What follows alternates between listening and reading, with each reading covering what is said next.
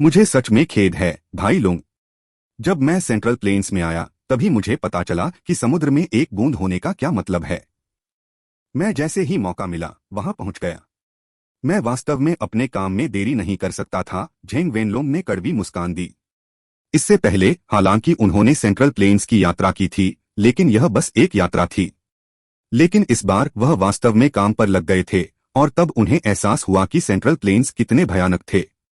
उनके पास बहुत सारी चीजों का प्रभार था और दबाव पहाड़ जैसा था। सौभाग्य से वह एक सक्षम व्यक्ति था। उसने जल्दी ही चीजों को समझ लिया और जैसे ही वह कर सकता था वह दौड़ पड़ा। बस उसकी थकी हुई अभिव्यक्ति ने सब कुछ कह दिया। जब तक तुम आए हो सब ठीक है। अरे तुम वाकई बहुत अच्छा कर रहे हो। तुम्हारे पास इतने विशेषज्ञ अंगरक्षक हैं। अब जाकर सिद्धार्थ को एहसास हुआ कि झेंग वेनलोंग के साथ यात्रा करने वाले दर्जन भर लोगों में दो राजा थे, जबकि बाकी लोग सिर्फ समुद्री विस्तार क्षेत्र में थे। उनकी शक्तिशाली आभा ने उन्हें सच्चे विशेषज्ञ के रूप में चिन्हित किया। ये संप्रदाय के रक्षक हैं। सेंट्रल प्लेन्स छिपे हुए ड्रैगन और दुबके हुए बाघों से भरा हुआ है। खतरे हर जगह हैं, इसलिए ये वरिष्ठ मेरी देखभाल कर रहे हैं ताकि मैं गलती से अपनी छोटी सी जान न खो दूं। झेंग वेनलोंग मुस्कुराया। झेंग वेनलोंग के शब्द एक व्यवसायी के रूप में उसके पेशे के अनुरूप थे। उसके शब्द बिल्कुल सटीक थे और सिद्धार्थ ने अंदर ही अंदर प्रशंसा में आह भरी। झेंग वेनलोंग का व्यवसाय बड़ा और बड़ा होता जा रहा था। भाई लॉन्ग, आप खुद भी बहुत अच्छा कर रहे हैं। जैसे ही मैं जुआनतियान दाओ संप्रदाय में पहुंचा मैंने आपके बारे में पूछा और हर कोई जानता था कि आप कौन हैं। इस स्तर की प्रसिद्धि मुझे शर्म से लाल कर देती है। झेंग वेनलोंग ने प्रशंसा की। तुम मजाक कर रहे हो। अभी मेरी स्थिति इतनी खराब है कि मुझे तुम्हारी जरूरत है।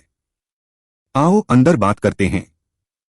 गोरान, इन वरिष्ठों को कहीं ऐसी जगह ले जाओ जहां वे आराम कर सकें। झेंग वेनलोंग और मुझे एक काम पर चर्चा करनी है। जब गोरान झेंग वेनलोंग का पीछा कर रहे लोगों को दूर ले गया तो सिद्धार्थ झेंग वेनलोंग को अपने निजी आवास पर ले आया।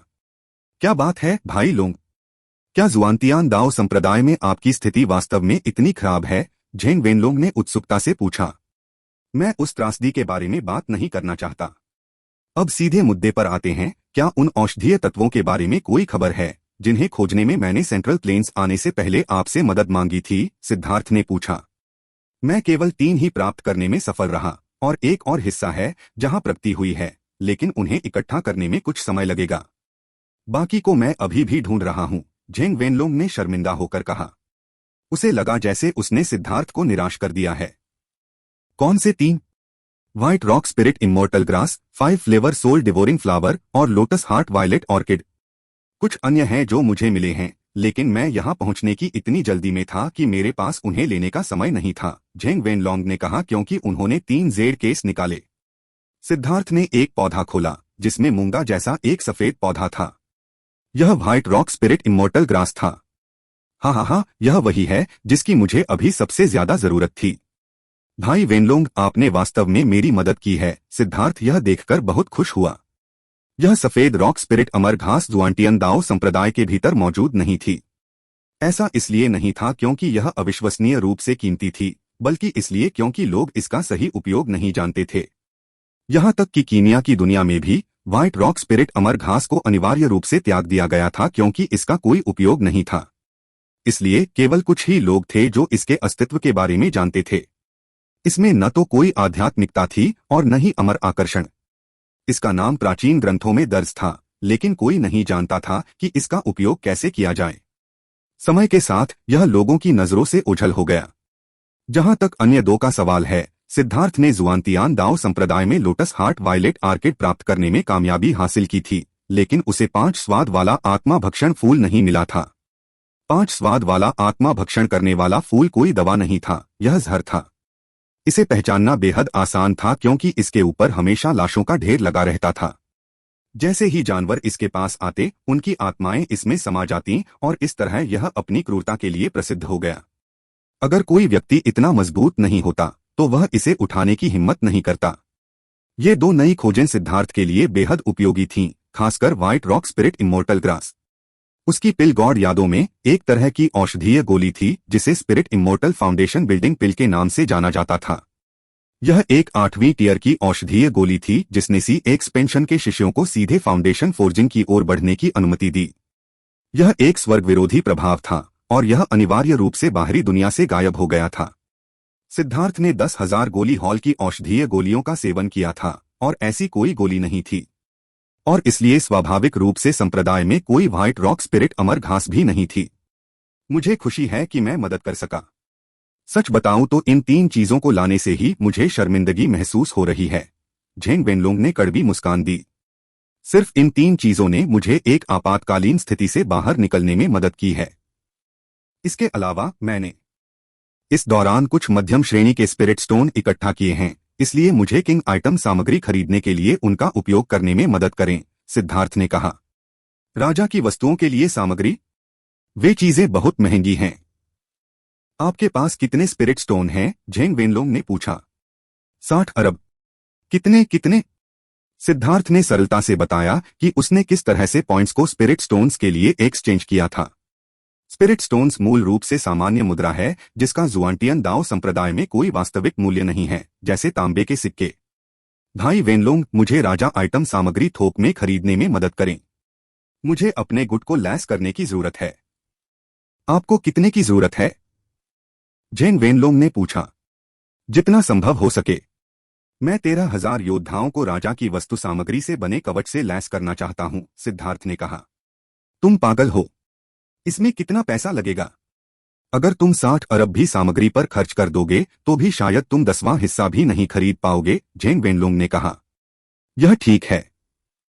मुझे असली राजा आइटम नहीं चाहिए, मैं बस इतना चाहता हूं कि सामग्री उस स्तर तक पहुंच गई हो। वह छोटा सा साथी गो रैन हर दिन आइटम फोर्जिंग पैविलियन में बहुत तेज गति से आगे बढ़ रहा है। उसे राजा आइटम सामग्री के साथ प्रशिक्षित करने की आवश्यकता है। उसे दी जाने वाली थोड़ी बहुत सामग्री के साथ बार बार अभ्यास करवाने के बजाय मेरे लिए यह बेहतर है कि मैं बड़ी मात्रा में सामग्री खरीदूं और उसे वास्तव में चीजें बनाते समय अभ्यास करवाऊं। जब तक वह 13,000 कवच तैयार कर लेता है तब तक उसकी प्रशिक्षुता लगभग समाप्त हो जानी चाहिए। तब वह असली राजा आइटम बनाने में सक्षम हो जाएगा, सिद्धार्थ ने कहा। गो रैन इन दिनों बहुत मेहनती हो गया था। ड्रैगन मार्क योद्धाओं को प्रशिक्षित करने के अलावा वह आइटम फोर्जिंग मंडप में अध्ययन कर रहा था। गो रैन को आइटम फोर्जिंग पैविलियन द्वारा महत्वपूर्ण रूप से देखा जाता था। वे उस पर बहुत ध्यान देते थे और जब भी उसे कुछ समझ में नहीं आता था तो एक शिक्षक मदद करने के लिए आता था।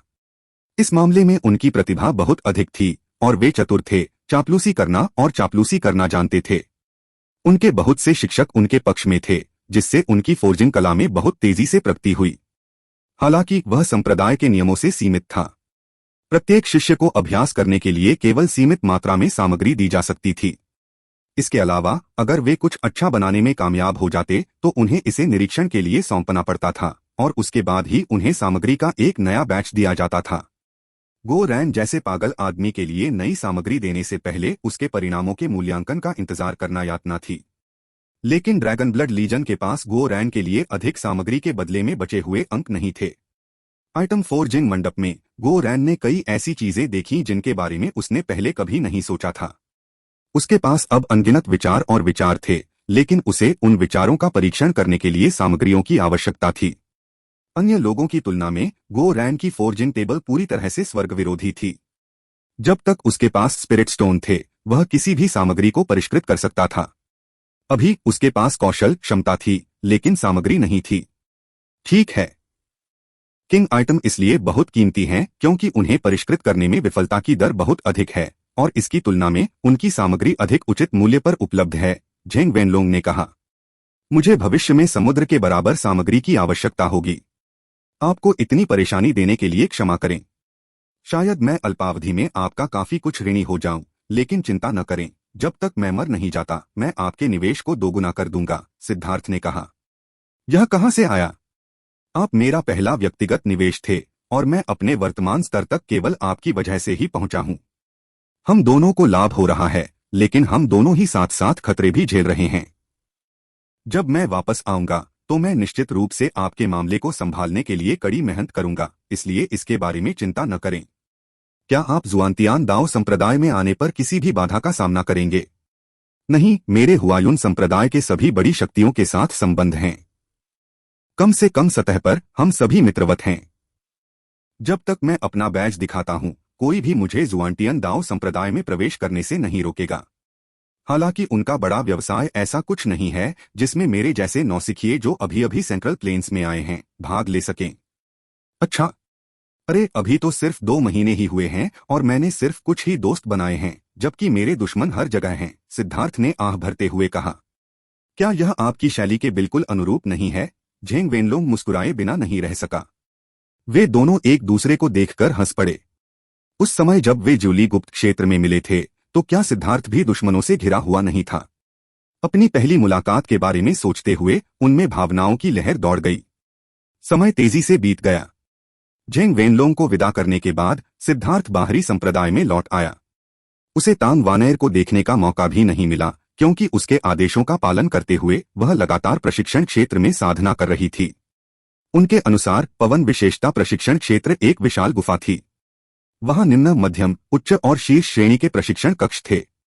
अंदर शक्तिशाली वायु ऊर्जा थी और इसे अवशोषित करने के माध्यम से वायुगुण की समझ को बढ़ाना संभव था। वहां साधना करना अन्य जगहों की तुलना में बहुत तेज था। बाहरी संप्रदाय के शिष्यों को महीने में 10 दिन निम्न स्तर के प्रशिक्षण कक्ष में निःशुल्क प्रशिक्षण दिया जाता था।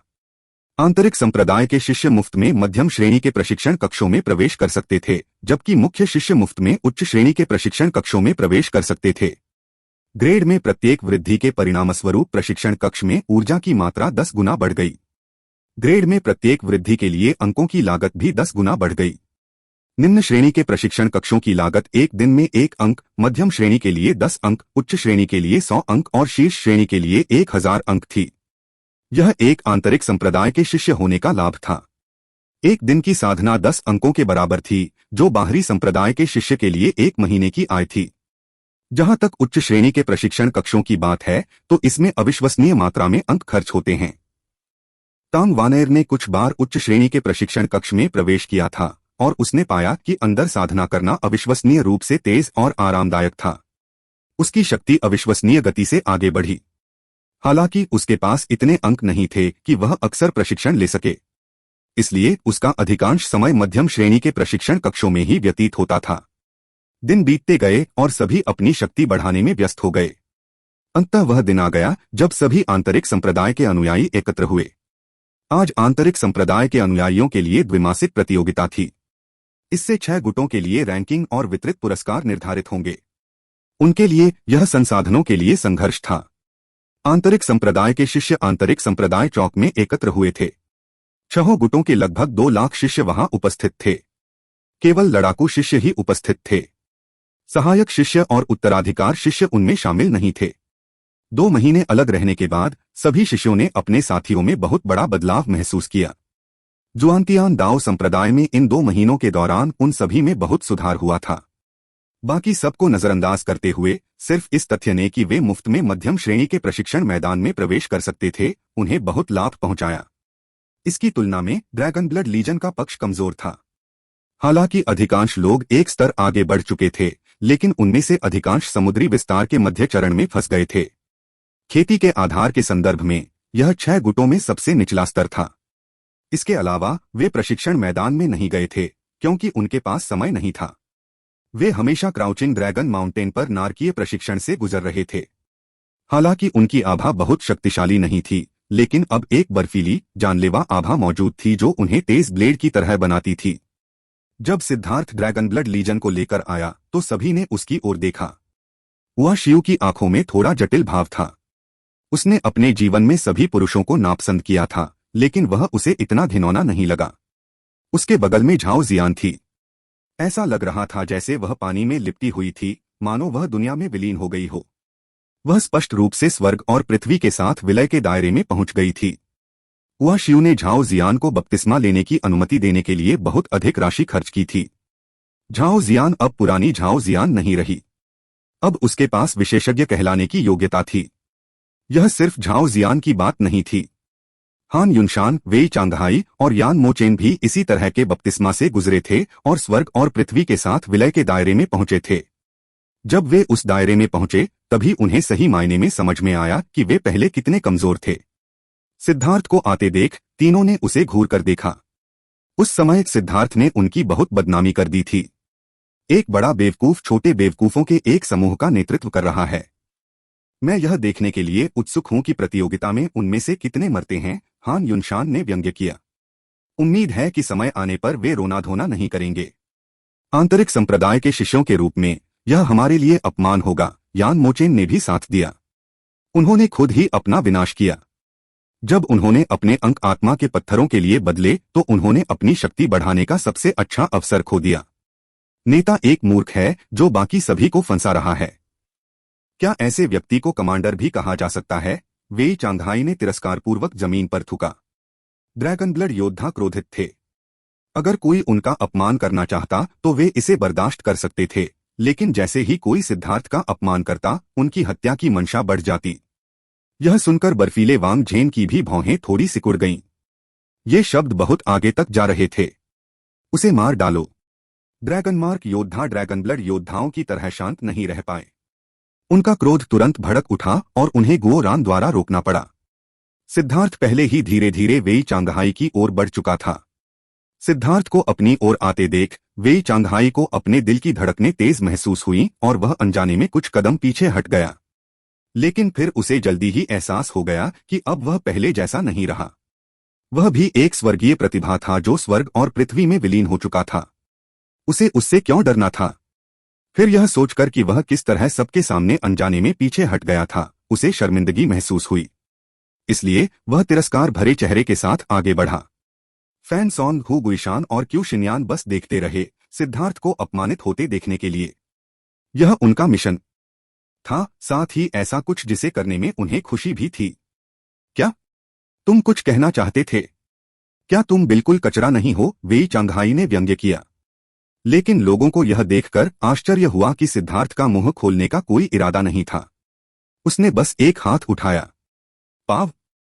सभी की अचंभित आंखों के सामने सिद्धार्थ की हथेली ने वेई चांगहाई के चेहरे पर बहुत जोर से प्रहार किया। जहां तक वेई चांगहाई की बात है तो वह एक बेवकूफ की तरह लग रहा था। उसने चकमा देने या विरोध करने की भी कोशिश नहीं की और बस सिद्धार्थ के थप्पड़ से उसे उड़ने दिया। ऐसा नहीं था कि वेई चांगहाई चकमा देना नहीं चाहता था। सच तो यह था कि जैसे ही उसने चकमा देना चाहा, उसे अचानक एहसास हुआ कि इस थप्पड़ ने पीछे हटने के सभी संभावित रास्ते बंद कर दिए हैं। सिद्धार्थ का थप्पड़ इतनी तीव्रता से लगा कि इससे गलतफहमी पैदा हो गई। यह धीमा लग रहा था, लेकिन वास्तव में यह बिजली की तरह तेज था। जब तक वह प्रतिक्रिया करता, तब तक उसे साफ तौर पर मारा जा चुका था। जैसे ही वेई चांगहाई सिद्धार्थ का मजाक उड़ा रहा था, उसे उड़ा दिया गया। उसके दांत हवा में चमकते हुए जमीन पर गिर पड़े। देखा, हमारे बॉस से सीखो। अगर तुम अपनी मुट्ठियां हिला सकते हो तो अपना मुंह मत हिलाओ। तुम ऐसे आदमी हो जो पेशाब करते हुए खड़े रह सकते हो, नहीं खांसना। गुओरान अभी ड्रैगन मार्क योद्धाओं को उपदेश दे ही रहा था कि अचानक उसे दो ब्लेडों जैसी बर्फीली नजर महसूस हुई। वह तुरंत पसीने से लथपथ हो गया। नहीं, हर चीज चिंता करने लायक नहीं होती। आपको बस बॉस की बात सुननी है और सब ठीक हो जाएगा। गो रैन ने जल्दी से अपनी बात बदली और तभी उसकी पीठ पर दो ब्लेडों के दबाव का एहसास गायब हो गया। अब जाकर उसने पीछे मुड़ने की हिम्मत की और दूर खड़ी हुआ शियू की तरफ चुपके से देखा। वह उसे घूर रही थी, उसकी आंखों में चेतावनी साफ झलक रही थी। सिद्धार्थ, तुम यही तो मांग रहे हो। सिद्धार्थ का थप्पड़ ऐसा था जैसे ततैया के छत्ते पर हाथ मारना। हु गुरिशान, फैन सॉन्ग और क्यू शिन्यान तुरंत दहाड़ते हुए उसके चारों ओर दौड़ पड़े। ब्लड ड्रिंकर पहले से ही सिद्धार्थ के कंधे पर आराम कर रहा था और उसकी दिव्य अंगूठी प्रकट हुई। उसकी आंखों से हत्या का इरादा बह निकला। अगर तुम मुझे अपमानित करना चाहते हो तो तुम्हें कुछ और जन्मों तक साधना करनी चाहिए। मुझे परवाह नहीं है कि तुम्हें क्या बीमारी है। अगर तुम नहीं झुकते तो चलो लड़ते हैं। समर्पण करो या लड़ो। उन्हें मार डालो। ड्रैगन ब्लड लीजन ने भी हमला किया। सभी शिष्यों ने अपने हथियार निकाल लिए। बाकी सभी लोग अचंभित हो गए। क्या यह आंतरिक संप्रदाय की प्रतिस्पर्धा थी या आंतरिक संप्रदाय का युद्ध? मैं वास्तव में आप सभी की प्रशंसा करता हूं। आप अभी भी इतने ऊब चुके हैं कि लड़ने पर उतारू हैं। अचानक एक ठंडी चीख गूंजी जिसने सबको चौंका दिया। ऊपर देखा तो एक लंबे बालों वाला आदमी हवा में खड़ा था। उसने खून से लथपथ युद्ध के कपड़े पहने हुए थे। उसके शरीर पर दर्जनों घाव थे जहां से अभी भी खून टपक रहा था। वरिष्ठ प्रशिक्षु भाई सुमो। सभी लोग चौंक गए। यह वही वरिष्ठ शिष्य सुमो था जिसने उन्हें सबसे पहले आंतरिक संप्रदाय परीक्षण में पहुंचाया था। हालांकि वह खून से लथपथ था, फिर भी उसकी आभा स्थिर थी और उसका चेहरा पहले जैसा ठंडा था। लेकिन उनकी वर्तमान स्थिति को देखते हुए उसके चेहरे पर थोड़ी असहाय अभिव्यक्ति दिखाई दी। मेरे पास समय कम है। तुम्हें तुम्हारे मुकदमे में ले जाने के बाद भी मुझे युद्ध के मैदान में लौटना है। मेरा समय बर्बाद मत करो और खुद को तैयार रखो, सुमो ने ठंडे स्वर में आदेश दिया। वरिष्ठ प्रशिक्षु भाई सुमो, यह सिद्धार्थ था जो बहुत आगे निकल गया। उसने संप्रदाय के नियमों को तोड़ते हुए एक निर्दोष व्यक्ति को हराया। उसे प्रतियोगिता में भाग लेने की अपनी योग्यता खो देनी चाहिए, हु गुईशान ने कहा। सुमो को अपनी ओर देखते देख सिद्धार्थ ने उदासीनता से कहा, कोई था जिसने अपने मल से चौक को गंदा कर दिया था। मैं जो कर रहा था वह संप्रदाय की स्वच्छता की रक्षा करना था। बकवास, कौन शौच कर रहा था? वेई चांगहाई गुस्से से दहाड़ा। लेकिन यह कहते ही उसने अचानक देखा कि बहुत से लोग उसे अजीब नजरों से देख रहे हैं। ऐसा लग रहा था कि जब उसने पहले भी सिद्धार्थ को उकसाया था तो उसने जमीन पर थूक दिया था।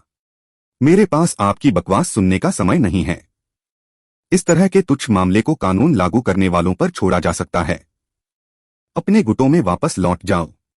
मैं नियम समझाने जा रहा हूं और अगर कोई फिर से बीच में बोलने की हिम्मत करता है तो वह भाग जाए, सुमो ने थोड़ा गुस्से में कहा। तभी सभी अपने गुटों में लौट आए। हालांकि सुमो वरिष्ठ पीढ़ी का एक शिष्य था और उसकी साधना का आधार उनसे केवल एक क्षेत्र अधिक था, लेकिन उसकी हत्या का इरादा बहुत भयावह था। वह एक जानलेवा शैतान की तरह लग रहा था। यह अज्ञात था कि वह कब लोगों की जान लेना शुरू कर देगा। सुमो का सामना करना उन्हें बड़ों का सामना करने से ज्यादा दबाव देता था। सुमो ने घोषणा की, ध्यान से सुनो। प्रतियोगिता मूल रूप से आपके पिछले परीक्षण के समान ही है, लेकिन शैतान जानवरों की संख्या दोगुनी हो गई है। मुझे आपको यह समझाने की आवश्यकता नहीं है कि आपको क्या करने की आवश्यकता है। हालांकि इस बार कोई फिनिश लाइन नहीं है, लेकिन एक समय सीमा है। आप जिस चीज में प्रतिस्पर्धा कर रहे हैं वह है आपके द्वारा मारे गए शैतान जानवरों की संख्या। यह आपके गुट की रैंकिंग निर्धारित करेगा। प्रथम स्थान प्राप्त करने वाले को 5 मिलियन अंक प्राप्त होंगे। कमांडर को 10 दिनों के लिए शीर्ष ग्रेड प्रशिक्षण कक्ष का उपयोग करने की अनुमति दी जाएगी, जबकि गुट के सदस्यों को 10 दिनों के लिए उच्च ग्रेड प्रशिक्षण कक्ष का निःशुल्क उपयोग करने की अनुमति होगी। दूसरे स्थान पर आने वाले को 3 मिलियन अंक मिलेंगे। कमांडर को 5 दिनों के लिए शीर्ष ग्रेड प्रशिक्षण कक्ष का उपयोग करने की अनुमति दी जाएगी, जबकि गुट के सदस्यों को 5 दिनों के लिए उच्च ग्रेड प्रशिक्षण कक्ष का निःशुल्क उपयोग करने की अनुमति होगी। तीसरे स्थान पर आने वाले को 2 मिलियन अंक मिलेंगे। कमांडर को 3 दिनों के लिए शीर्ष ग्रेड प्रशिक्षण कक्ष का उपयोग करने की अनुमति दी जाएगी, जबकि गुट के सदस्यों को 3 दिनों के लिए उच्च ग्रेड प्रशिक्षण कक्ष का निःशुल्क उपयोग करने की अनुमति होगी। चौथे स्थान पर आने वाले को 10 लाख अंक मिलेंगे।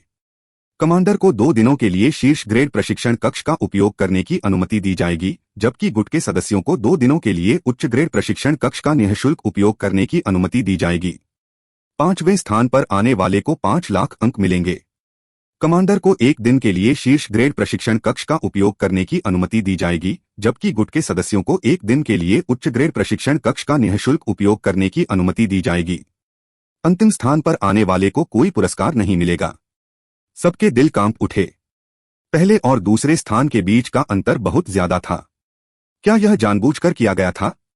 क्या वे चाहते थे कि वे इसके लिए पूरी ताकत से लड़े? जहां तक अंतिम स्थान की बात है तो कोई इनाम नहीं था। यह प्रतियोगिता जीवन और मृत्यु का निर्धारण करेगी। एक बार इस प्रतियोगिता के परिणाम सामने आ गए, पहले और अंतिम स्थान के बीच का अंतर स्वर्ग और पृथ्वी जितना बड़ा होगा। ये कंगन बांट दो। जब तुम इन्हें पहनोगे तो तुम्हारे द्वारा मारे गए शैतानी जानवरों का रिकॉर्ड दर्ज हो जाएगा और तुम्हारे कुल अंकों की गणना करना आसान हो जाएगा। सुमो ने सिद्धार्थ और अन्य लोगों पर एक स्थानिक अंगूठी फेंकी। वे परिष्कृत कंगन थे जो अंदर के आर्म गार्ड के समान थे। वर्तमान में उन सभी पर एक नंबर था, 0। यह स्पष्ट था कि यह केवल तभी बदलेगा जब वे एक शैतानी जानवर को मार देंगे। एक बार जब सभी ने उन्हें पहन लिया तो सुमो ने अपना हाथ हिलाया। सभी के पैरों के नीचे ईंटों पर रून चमक उठे और उन्हें लगा कि अंतरिक्ष घूम रहा है। वे एक अंधेरी और उदास दुनिया में पहुंच गए। जैसे ही उनके पैर जमीन पर पड़े, एक कान फाड़ देने वाली दहाड़ गूंजी और असंख्य शैतान जानवर बाढ़ की तरह उनकी ओर टूट पड़े। 3 मीटर ऊंचे शैतानी जानवरों ने उन पर हमला कर दिया। शिष्य एक बंजर भूमि पर थे जो उनकी दृष्टि में दूर तक फैली हुई थी। क्षय की आभा हवा में भर गई थी और यह बंजर भूमि असंख्य शैतानी जानवरों से ढकी हुई थी। 8 बिंदु वाला उड़ता तारा। गो रैन चिल्लाया और सभी ड्रैगन ब्लड लीजन के शिष्यों ने जल्दी से एक 8 अक्षीय गठन बनाया। प्रत्येक बिंदु पर एक शक्तिशाली ड्रैगन ब्लड योद्धा था। यह उस समय के दौरान उनके द्वारा की गई सबसे महत्वपूर्ण संरचनाओं में से एक थी। यह एक बड़े पैमाने पर अराजक युद्ध के लिए सबसे आधारभूत संरचनाओं में से एक थी। जब वे इसे सामान्य रूप से ड्रिल करते थे तो वे इसे बहुत अच्छी तरह से करते थे, लेकिन अब जब वे अनगिनत शैतान जानवरों का सामना कर रहे थे तो यह असंभव था कि वे चिंतित न हों। नतीजतन एक व्यक्ति की घबराहट ने दूसरे को भी घबराहट में डाल दिया और पूरा गठन अराजकता में था। गो रैन की अभिव्यक्ति गहरी हो गई और वह बस उन्हें डांटने वाला था जब उसे सिद्धार्थ ने रोक लिया। उन्हें डांटो मत। यह ऐसी चीज है जिससे उन्हें गुजरना ही होगा। तुम्हें भी अपनी वर्तमान इच्छा शक्ति को नियंत्रित करने के लिए अनगिनत जीवन और मृत्यु की लड़ाइयों से गुजरना पड़ा। उनमें अभी भी इस मामले में कमी है, इसलिए अपनी मांगों को इतना ज्यादा मत बढ़ाओ। सिद्धार्थ ने अपना सिर हिलाया और तांग वानेर को इशारा किया। तांग वानेर इंतजार कर रही थी और उसने हाथ की मुहरें बनाई। ड्रैगन ब्लड लीजन के चारों ओर हवा के ब्लेडों का एक समुद्र बन गया और जो भी शैतान जानवर उसके अवरोध को छूता था वह तुरंत टुकड़े टुकड़े हो जाता था। भाइयों, घबराओ मत, अभी भी समय है। अगर तुम्हें प्यास लगी है तो पहले कुछ पानी पी लो, सिद्धार्थ ने कहा। सिद्धार्थ की आवाज सुनकर घबराए हुए ड्रैगन मार्क योद्धाओं को शर्मिंदगी महसूस हुई, लेकिन मजाकिया लहजे ने उनकी घबराहट को कुछ हद तक कम कर दिया। सुंदर वानेर बहुत शक्तिशाली है, सिद्धार्थ ने तांग वानेर को अंगूठा दिखाया। उसकी पवन ब्लेड अब अविश्वसनीय रूप से शक्तिशाली थीं। उनमें से प्रत्येक एक खजाने की वस्तु के बराबर थी और उनमें से लाखों करोड़ों का होना वास्तव में शक्तिशाली था। तुम्हारी प्रशंसा किसने मांगी? तांग वानर ने नाक भौं सिकोड़ी, लेकिन उसकी आंखों में प्रसन्नता के भाव से यह साबित हो गया कि सिद्धार्थ को वास्तव में उसकी प्रशंसा करने की जरूरत थी। यद्यपि नीचे संरचना अव्यवस्थित थी, फिर भी अपनी घबराहट और भय को दूर करने के बाद उन्होंने शीघ्रता से अपना स्थान ढूंढ लिया। भाइयों, क्या आप तैयार हैं? सिद्धार्थ ने पूछा। बॉस, हम तैयार हैं, ड्रैगन मार्क योद्धा चिल्लाए। उनका मनोबल बढ़ गया। उन्हें नहीं पता था कि क्यों, लेकिन सिद्धार्थ की आवाज सुनते ही उनका लड़ने का जोश बढ़ गया। वानेर, सुरक्षा व्यवस्था को छोड़ दो। नरसंहार का उत्सव अब शुरू होता है। मारना। जब तांग वानेर ने धीरे से अपनी पवन ब्लेडें छोड़ी तो जिन शैतान जानवरों को उसने रोक रखा था वे तुरंत उन पर टूट पड़े। ड्रैगन मार्क योद्धाओं ने उन पर हमला किया और उन्हें मौत के घाट उतार दिया। शैतान जानवरों को टुकड़ों में काट दिया गया, उनके काले खून से जमीन रंग गई। मूर्खों, अगर तुम इस तरह से लड़ने जा रहे थे तो गठन का क्या मतलब होगा? क्या तुम भूल गए हो कि गठन को कैसे संतुलित किया जाए? इस तरह से तुम सबसे अधिक ऊर्जा बचा पाओगे और लंबे समय तक लड़ पाओगे, गो रैन चिल्लाया। उसने उन्हें समायोजन करने का निर्देश दिया, जबकि सिद्धार्थ और तांग वानेर ने कुछ नहीं कहा। सिद्धार्थ ने तांग वानेर को जो मिशन दिया था वह था सभी की रक्षा करना। अगर कोई गलती से घायल हो जाता और ऐसा लगता कि वह खतरे में है तो वह उसे बचाने जाती। 7, 3, 5, 6 तुम पहले ही फॉर्मेशन से बाहर निकल चुके हो। अगर तुम दौड़ते रहे तो तुम मार्शल हेवन सीरिंग तक पहुंच जाओगे। 8, 6, 9, 1 जब आप हमला करते हैं तो आपको दूसरों पर ध्यान देना होता है। दुश्मनों पर लड़ाई मत करो, क्योंकि लड़ने के लिए कुछ भी नहीं है। 1, 2, 3, 5, 7 ध्यान दें कि आप अपने बाएं और दाएं तरफ के लोगों से कितनी दूरी पर हैं। संतुलन बनाए रखने के लिए पास रहें। गो रैन लगातार हवा से आदेश भेज रहा था। क्योंकि एक साथ शामिल हुए ड्रैगन मार्क योद्धाओं की संख्या बहुत ज्यादा थी, इसलिए उनके लिए इतने सारे नाम याद रखना संभव नहीं था। सिद्धार्थ ने अचानक सोचा कि सभी को एक बेल्ट दी जाए जिस पर एक नंबर लिखा हो। इससे उन्हें कमांड करना आसान हो जाएगा। सिद्धार्थ, क्यों न मैं बाहर जाऊं और खुद ही कुछ लोगों को मार डालूं?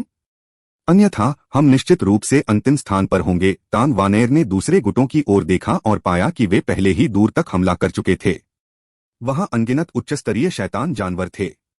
उसने देखा था कि उनके कंगनों पर संख्याएं 2-2 करके पागलों की तरह उछल रही थीं। जब उसने शैतान जानवरों को मारा तो उसने देखा कि ये साधारण शैतान जानवर केवल एक मारक बिंदु के लायक थे और अधिक शक्तिशाली वाले अधिक मूल्य के थे। अन्य गुटों द्वारा मारे जा रहे शैतान जानवरों में से प्रत्येक 2 अंक के लायक था। उनके साथ प्रतिस्पर्धा मत करो। इस प्रतियोगिता के लिए एकमात्र लक्ष्य सैनिकों को प्रशिक्षित करना है। हम वास्तव में रैंकिंग के लिए नहीं लड़ रहे हैं। ड्रैगन मार्क योद्धाओं को और अधिक संयम की आवश्यकता है और हम बहुत अधीर नहीं हो सकते। इसके अलावा क्या आप नहीं देखते कि जैसे जैसे वे लालच से आगे बढ़ते हैं उनके लोग लगातार मारे जा रहे हैं? सिद्धार्थ ने अपना सिर हिलाया। मैं अपने आप बाहर जा सकता हूं। हम इस तरह से अधिक किल पॉइंट प्राप्त कर सकते हैं, तांग वानेर ने उत्सुकता से कहा। सिद्धार्थ ने कुछ नहीं कहा। वह बस ड्रैगन मार्क योद्धाओं को देखता रहा जो लगातार नीचे लड़ रहे थे। सिद्धार्थ, क्या तुम नाराज हो? तांग वानेर को लगा जैसे कुछ गड़बड़ है। हाँ, एक टुड़का। माफ करना। तांग वानर ने माफी मांगी। वह जानती थी कि ड्रैगन ब्लड लीजन के कमांडर के रूप में सिद्धार्थ को यह पसंद नहीं था कि दूसरे उसकी योजनाओं और तैनाती को बर्बाद करें। वानेर, तुम एक अच्छी लड़की हो। अब तुम शक्तिशाली हो और जब तुम हुआ शियू जैसी नायिका को अपने लोगों का नेतृत्व करते हुए देखती हो तो तुम उसके साथ प्रतिस्पर्धा करना चाहती हो, सिद्धार्थ ने कहा। तांग वानेर तुरंत शर्म से लाल हो गई। उसके शब्द उसके दिल की गहराई तक पहुंच गए थे। सच में वह एक बहुत ही प्रतिस्पर्धी महिला थी। यह उसकी वायु विशेषता से संबंधित था। उसके पास एक ऐसी दृढ़ता थी जो हार मानने से इनकार करती थी। वह सिद्धार्थ के साथ प्रतिस्पर्धा नहीं करेगी, न ही वह मेंग्क्यू, चुयाओ, यू शियाओकियान या ये जिक्यू के साथ प्रतिस्पर्धा करेगी। लेकिन इसका मतलब यह नहीं था कि वह प्रतिस्पर्धी नहीं थी। यह सिर्फ इतना था कि उसकी प्रतिस्पर्धात्मकता हमेशा दबा दी गई थी। अब हुआ शियू की उपस्थिति ने उसे खुद को साबित करने के लिए प्रतिस्पर्धा करने की तीव्र इच्छा दी थी। वानेर, मैं तुम्हारी कठोरता को माफ कर सकता हूं। यदि तुम जानबूझकर उकसाना चाहती हो तो मैं उसे भी माफ कर सकता हूं क्योंकि मैं तुम्हें पसंद करता हूं। लेकिन कभी कभी तुम्हें चीजों पर स्पष्ट होना चाहिए।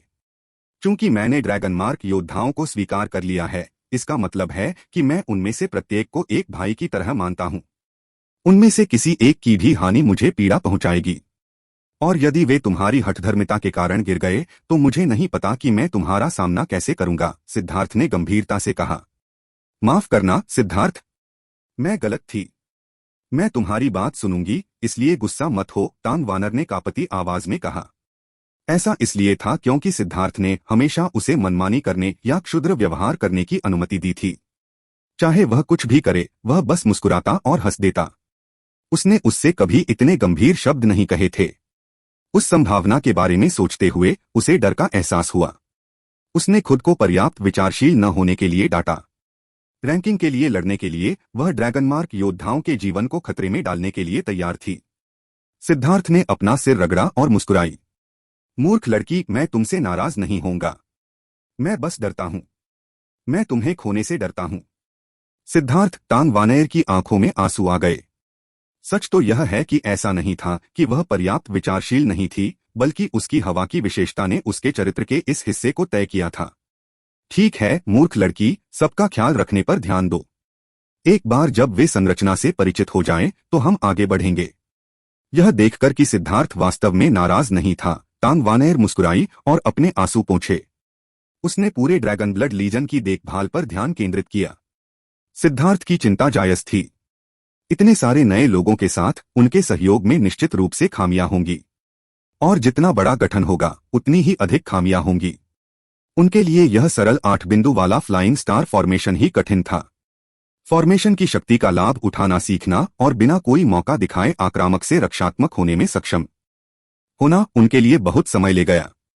युद्ध का मैदान तुरंत बदल सकता था और सभी स्थितियों से निपटने के लिए सिर्फ एक गठन पर्याप्त नहीं था। जब गो रैन ने दूसरे गठन पर स्विच करने का आदेश दिया, जिसे उन्होंने पहले भी अथक अभ्यास किया था, तो एक बार फिर भ्रम की स्थिति पैदा हो गई, लेकिन यह पहली बार की तुलना में बहुत बेहतर था। इस बार केवल कुछ दर्जन गलतियां थीं और तांग वानेर की सहायता से उन गलतियों को जल्दी से ठीक कर लिया गया। फिर उन्होंने लगातार फॉर्मेशन बदलना शुरू कर दिया। 2 घंटे के बाद उनकी फॉर्मेशन अब इतनी कठोर नहीं रही। वे लचीले हो गए, आगे बढ़ने या पीछे हटने, हमला करने या बचाव करने में सक्षम हो गए।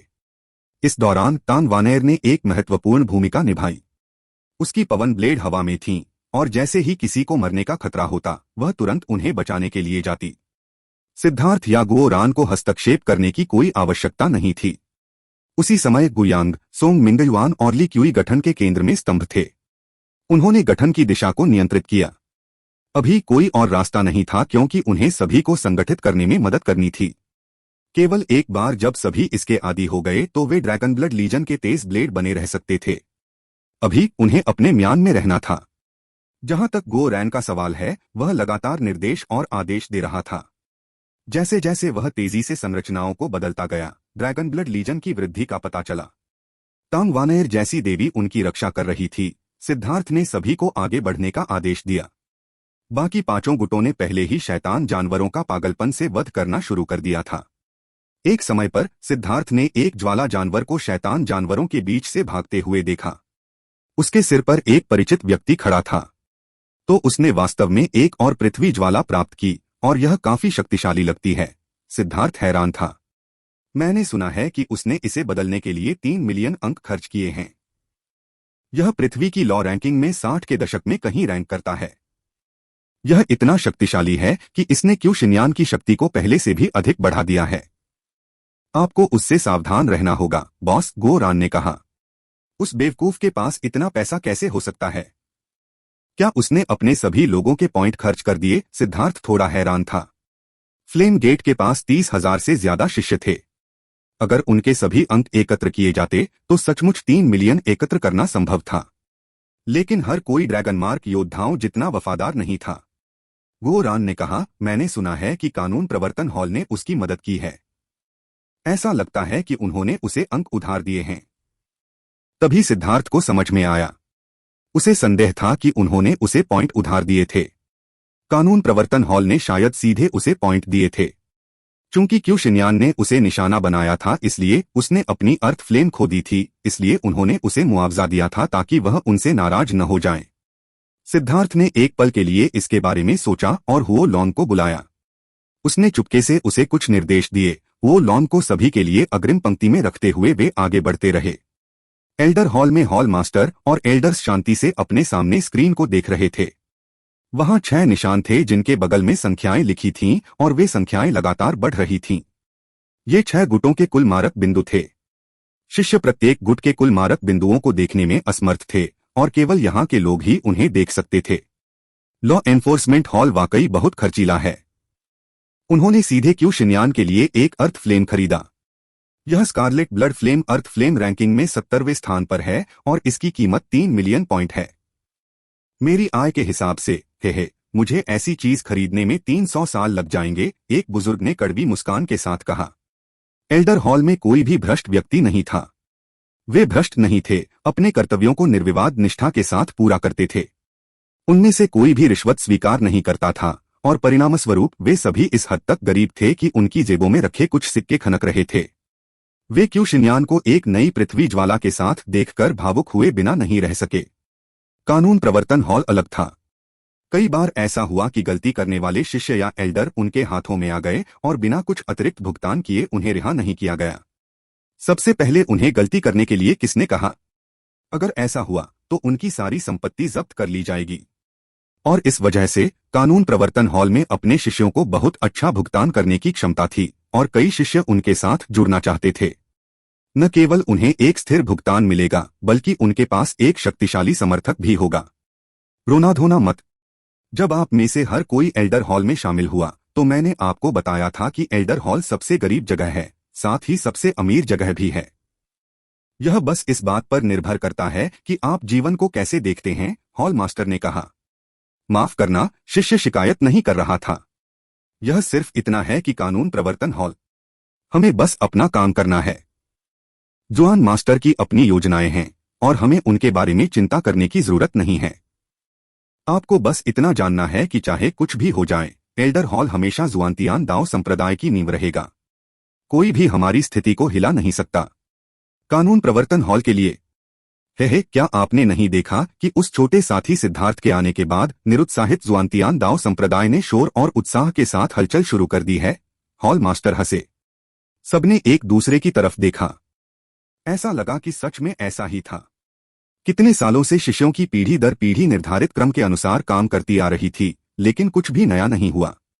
यह उनका पहला मौका था जब उन्होंने सिद्धार्थ जैसा चमत्कार देखा। यह सिद्धार्थ वास्तव में प्रशंसा के योग्य है। एक कार्यकर्ता के रूप में वह बाहरी संप्रदाय के लिए एक उद्धारकर्ता के स्तर पर एक व्यक्ति बनने में कामयाब रहा। मैंने सुना है कि व्यावहारिक रूप से सभी युवा उसे एक आदर्श के रूप में मानते हैं और बाहरी संप्रदाय के सभी शिष्यों को उसके साथ सम्मानपूर्वक व्यवहार करना चाहिए। बाहरी संप्रदाय में उसका प्रभाव आश्चर्यजनक है, एक बुजुर्ग ने आह भरी। समय नायकों को जन्म देता है। बाहरी संप्रदाय में सिद्धार्थ की इतनी अच्छी स्थिति का एकमात्र कारण कानून प्रवर्तन हॉल है। हालांकि यह कहने की आवश्यकता नहीं है कि उसका करिश्मा शक्तिशाली है। कई युवाओं को उसके कुछ शब्द सुनकर ही खून में उबाल आ जाता है। इसके अलावा वह वास्तव में अपने लोगों के साथ अच्छा व्यवहार करता है। हम देख सकते हैं कि वह एक अच्छा कमांडर है, लेकिन महान नहीं है, एक बुजुर्ग ने कहा। हॉल मास्टर ने सिर हिलाया। आपके शब्द बहुत ही उचित हैं। उसके पास महान करिश्मा है जो इन सभी शिष्यों को एकजुट होने की अनुमति देता है, लेकिन वह अपनी भावनाओं से बहुत अधिक प्रभावित होता है, जिसका अर्थ है कि वह अक्सर उतावला रहता है। वह स्वेच्छाचारी चीजें करता है, इसलिए उसे एक अद्भुत कमांडर नहीं माना जा सकता है। लेकिन आप एक बात भूल गए हैं। सिद्धार्थ दुनिया को एक साधक के नजरिए से देखता है। उसे वह अड़िग हृदय बनाए रखना होगा जो हर हाल में आगे बढ़ता रहे। अत्यधिक सतर्क रहना और लगातार योजनाएं बनाना न केवल बहुत समय और ऊर्जा को बर्बाद करेगा, बल्कि यह व्यक्ति को अनिर्णायक भी बना देगा। हमें सिद्धार्थ का मूल्यांकन करने के लिए अपने दृष्टिकोण का उपयोग नहीं करना चाहिए। हम उसे सिर्फ इसलिए एक महान सेनापति में बदलने की कोशिश नहीं कर सकते क्योंकि हमें उसकी जरूरत है। यह अनिवार्य रूप से दूसरों का न्याय करने के लिए अपने स्वयं के मानदंड का उपयोग करना है, और यह बहुत अधिक पक्षपात पैदा करता है। इसके अलावा एक बार जब हमारे दिल में यह मानदंड आ जाता है तो हम मानदंड से परे चीजों को नहीं देख पाएंगे। यह एल्डर हॉल के सिद्धांतों के अनुरूप नहीं है। यह सुनकर बुजुर्गों का दिल कांप उठा, खास तौर पर उस बुजुर्ग का जो अभी अभी बोल रहा था।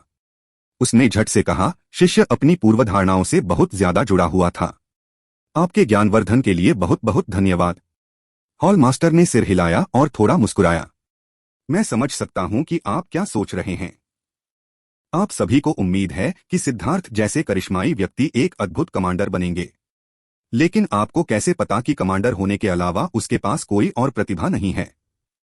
शायद अगर वह अन्य पहलुओं पर ध्यान केंद्रित करता तो उसकी उपलब्धियां कमांडर होने की तुलना में और भी अधिक होती। कभी कभी अच्छे इरादे अच्छे परिणाम देने में सक्षम नहीं होते हैं।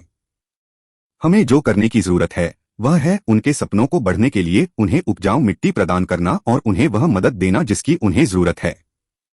लेकिन हम उन्हें बदलने की कोशिश नहीं कर सकते। हम अपने शिष्यों को गुमराह नहीं कर सकते। इसके अलावा जुआन मास्टर खुद सिद्धार्थ पर ध्यान दे रहे हैं। हमें इस मामले के बारे में चिंता करने की कोई जरूरत नहीं है। बस अपना दिल स्थिर रखें। हाँ, सभी बुजुर्ग चिल्लाए। क्या वह बच्चा सुमो छोड़ गया है? हॉल मास्टर ने पूछा। हाँ, उन्हें अंदर भेजने के बाद वह सीधे नरकीय शैतान रसातल में चला गया, ली चांगफेंग ने कहा। सुमो और किंगक्सुआन अच्छे बच्चे हैं। पिछली पीढ़ी के प्रतिभाशाली शिष्यों में से वे केवल 2 ही हैं जो एल्डर हॉल में बने रहना चाहते हैं। इसके बारे में बात करने से ही मुझे शर्म आती है। उन्हें कोई लाभ देने के बजाय हमें उन्हें हमारे लिए सम्मान जीतने के लिए मजबूर होना पड़ता है, हॉल मास्टर ने आह भरी। हॉल मास्टर, चिंता मत करो। मेरी राय में सिद्धार्थ भी एल्डर हॉल में रहेगा, ली चांगफेंग ने कहा। मैं जानता हूं, लेकिन वह छोटा सा आदमी बहुत अविश्वसनीय है।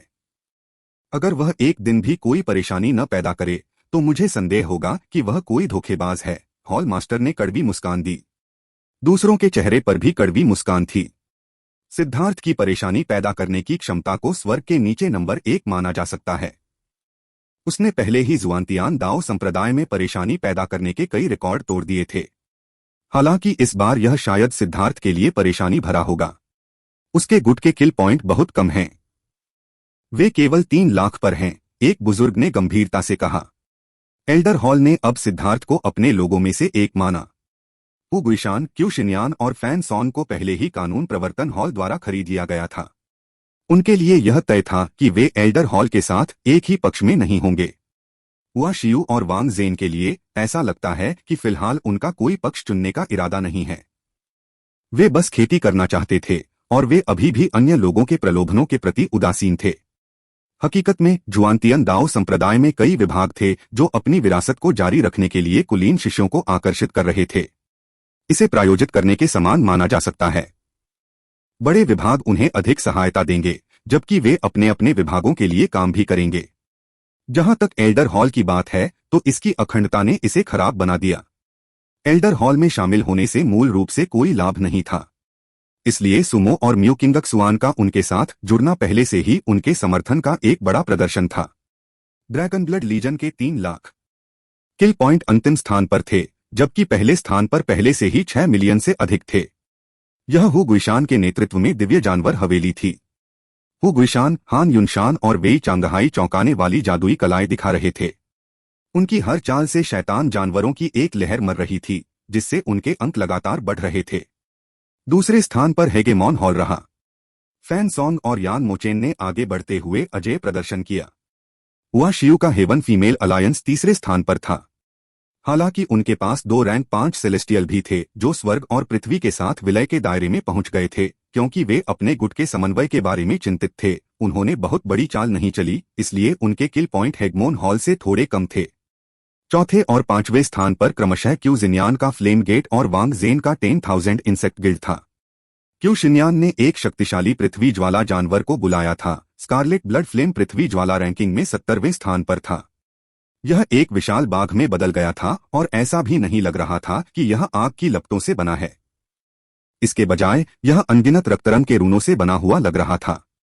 जब उसके पैर जमीन को छूते तो खून के रंग की लपटें निकलती और जिस भी शैतान जानवर को छूती उसे मिटा देती। जब वह अपना मुंह खोलता तो वह आग के विशाल गोले छोड़ता जो जिस भी शैतान जानवर को छूता उसे उड़ा देता। उसकी मारक शक्ति बेहद भयानक थी। जहां तक वांग झेन का प्रश्न है, उसने न केवल कीड़ों का एक समुद्र बुलाया था, बल्कि उसने गैंडे के आकार के लाखों सुनहरे भृंगों को भी बुलाया था। उन सुनहरे भृंगों के पास बड़े बड़े चिमटे थे और वे जहां भी जाते उनकी पकड़ में आने वाले किसी भी शैतान जानवर को वे चिमटे खत्म कर देते थे। इसके अलावा ये सुनहरे भृंग एक कठोर कवच से ढके हुए थे जिससे वे शैतान जानवरों के हमलों को पूरी तरह से अनदेखा कर सकते थे। हजारों की संख्या में सुनहरे भृंग युद्ध के रथों की तरह थे जो अपने दुश्मनों को कुचल रहे थे। लेकिन उन दोनों के पास इतने तेज हमले होने के बावजूद वे दूसरे गुटों को पकड़ने में असमर्थ थे। रैंक 5 दिव्य स्वर्गीय प्रतिभाओं की संख्या में अंतर स्पष्ट था। कभी कभी सिर्फ सतह पर दिखने वाली संख्या ही काफी नहीं होती, और भी सूक्ष्म संख्याएं हैं। हालांकि दिव्य जानवर हवेली अभी पहले स्थान पर है, लेकिन उनके हताहतों की संख्या 300 से ज्यादा है, जो कि नंबर 1 भी है। जहां तक सिद्धार्थ की ड्रैगन ब्लड सेना की बात है तो इस पूरे समय में उनके हताहतों की संख्या 0 रही है। जुआनटियन दाओ संप्रदाय के शिष्यों ने अपनी नेतृत्व क्षमता को निखारने के लिए गुट बनाए हैं। अदूरदर्शी होना और अपने अधीनस्थ की मृत्यु की परवाह किए बिना केवल तात्कालिक लाभ की तलाश करना भी एक कमांडर का गुण नहीं है। हॉल मास्टर ने अपना सिर हिलाया। ड्रैगन ब्लड लीजन के अलावा सभी 5 अन्य गुटों में हताहत हुए थे। दिव्य जानवर हवेली में सबसे अधिक हताहत हुए क्योंकि उनके 3 शीर्ष विशेषज्ञ शैतान जानवरों को मारने के लिए सबसे आगे बढ़ गए थे, जबकि उनके पीछे के लोग उनके साथ नहीं रह पाए। उन्होंने उन पिछड़े हुए शिष्यों पर कोई ध्यान नहीं दिया, जिसके कारण हताहत हुए। जैसे जैसे वे आगे बढ़ते गए, हताहतों की संख्या बढ़ती गई।